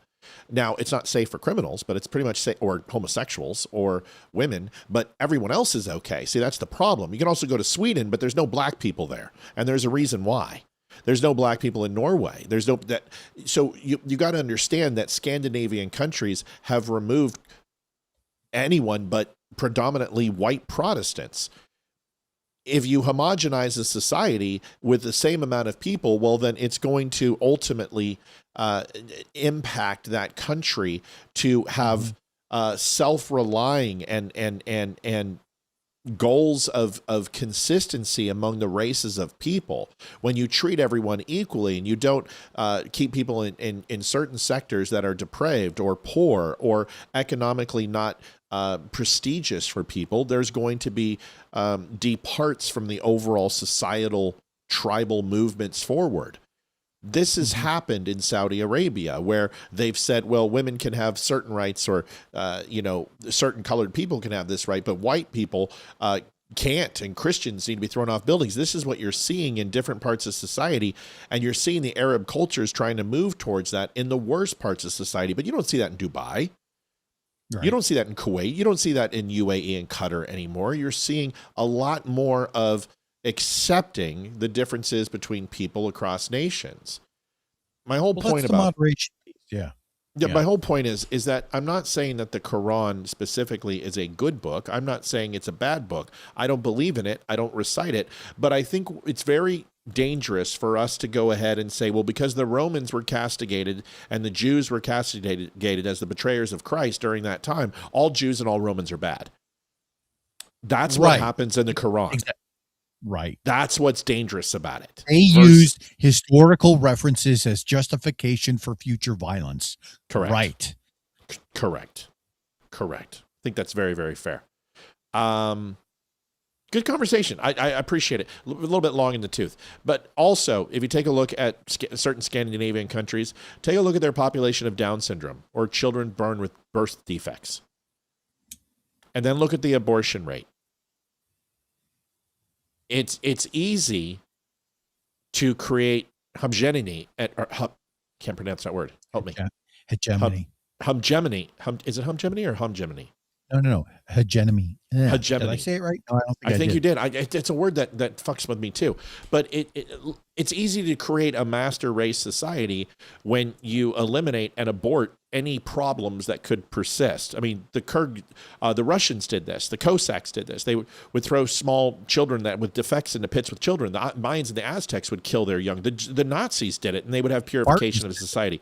Right, Spartans did it. So these things are. You can put a label on it and you can slap it on there and say, oh, well, we're just doing this because of, to keep our society moving forward. What you're trying to say is you're trying to keep your society perfect and you're trying to keep it clean. Well, that master race ideology is not just with whites. It's not just with white Anglo-Saxon Protestants. It's with Muslims too. And it's with a lot of cultures, and we have to call it out when we see it. And the one group of people you don't see doing that are Christians. Now, you could say that back in the 80s and 90s with homosexuality, but it's certainly not happening today. And that's something we should be proud of. And that's why a lot of religions and a lot of cultures they don't align with Western society and Western civilization and Christianity. That's my point. Fair? That's fair. That's completely fair. Give me your 1 minute, buddy, and then we'll get the flock out of here. It was a really, really great show. I am really terribly sad to hear about your AC issues, but I thank all of the people, everyone who donated. My God, you people are amazing. And I cannot thank you enough. It is a pleasure just for me to be here. I like to come on this show, vent my thoughts out, right? Talk with my buddy Matt. And in doing so, if you guys enjoy the conversation, that makes me feel that much better about it. But beyond that, really, my expectations are very low for myself. I just like to have strong intellectual conversation, ask a few questions, hope for a little intellectual feedback, right? And have a conversation based in honesty. That's honest. That's where I want to be. Leeroy's camera's on the way. His new flag's on the way. We're really excited for it. Can't wait to get this thing hooked up. It should be there by Thursday or Friday. Homogeneity is what it's called, which means not a very... Hegemony. No, it is homogeneity. Totally different word. Homogeneity is what the word I was looking for. Homogeneity. I just needed to take a second and pronounce it. It happened sometime with the old ADD. Homogeneity, I know, and homogeneity are two different things. Homogeneity is diverseness, and ultimately the opposite of that. It's removing diversity. It's removing difference. It's a similar culture or a uniformed type of person. Homogeneity is the word I was looking for. Folks, thanks for watching the Don't Unfriend Me Show. Thank you for the donations. Thank you for all you do. We'll be back tomorrow night. Remember, Wednesday night, Leeroy will be here again, 2 nights in a row, so we got to get him the hell out of here, right? Are you aware of that? Yeah. Yep. Okay, good. And then we also, real quick, and just then we're getting out of here, I promise you, we have Adam and Beth Coogan coming on Thursday. Don't miss that show. Barry will be here. Damani, Jeremy Mitchell, T.S. Dixon, and then Ryan Weaver has booked for the show. Thank you for watching. I've got the hiccups, and thanks for being here. We'll see you guys tomorrow night. Thank you, Leeroy, for showing up, buddy. We'll see you tomorrow. Yeah, everyone take care. Love you guys. Good night, everybody. Peace. Adjusting transmitter output. This is the Don't Unfriend Me Show with your hosts, Matt, Leeroy, Amy, thanks, Barry Joe. Geopolitics, military analysis, and election coverage. Coming to you live on all major social media channels at The Dumb Show. Honest, direct, unfiltered. We can agree, we can disagree. Just don't unfriend me.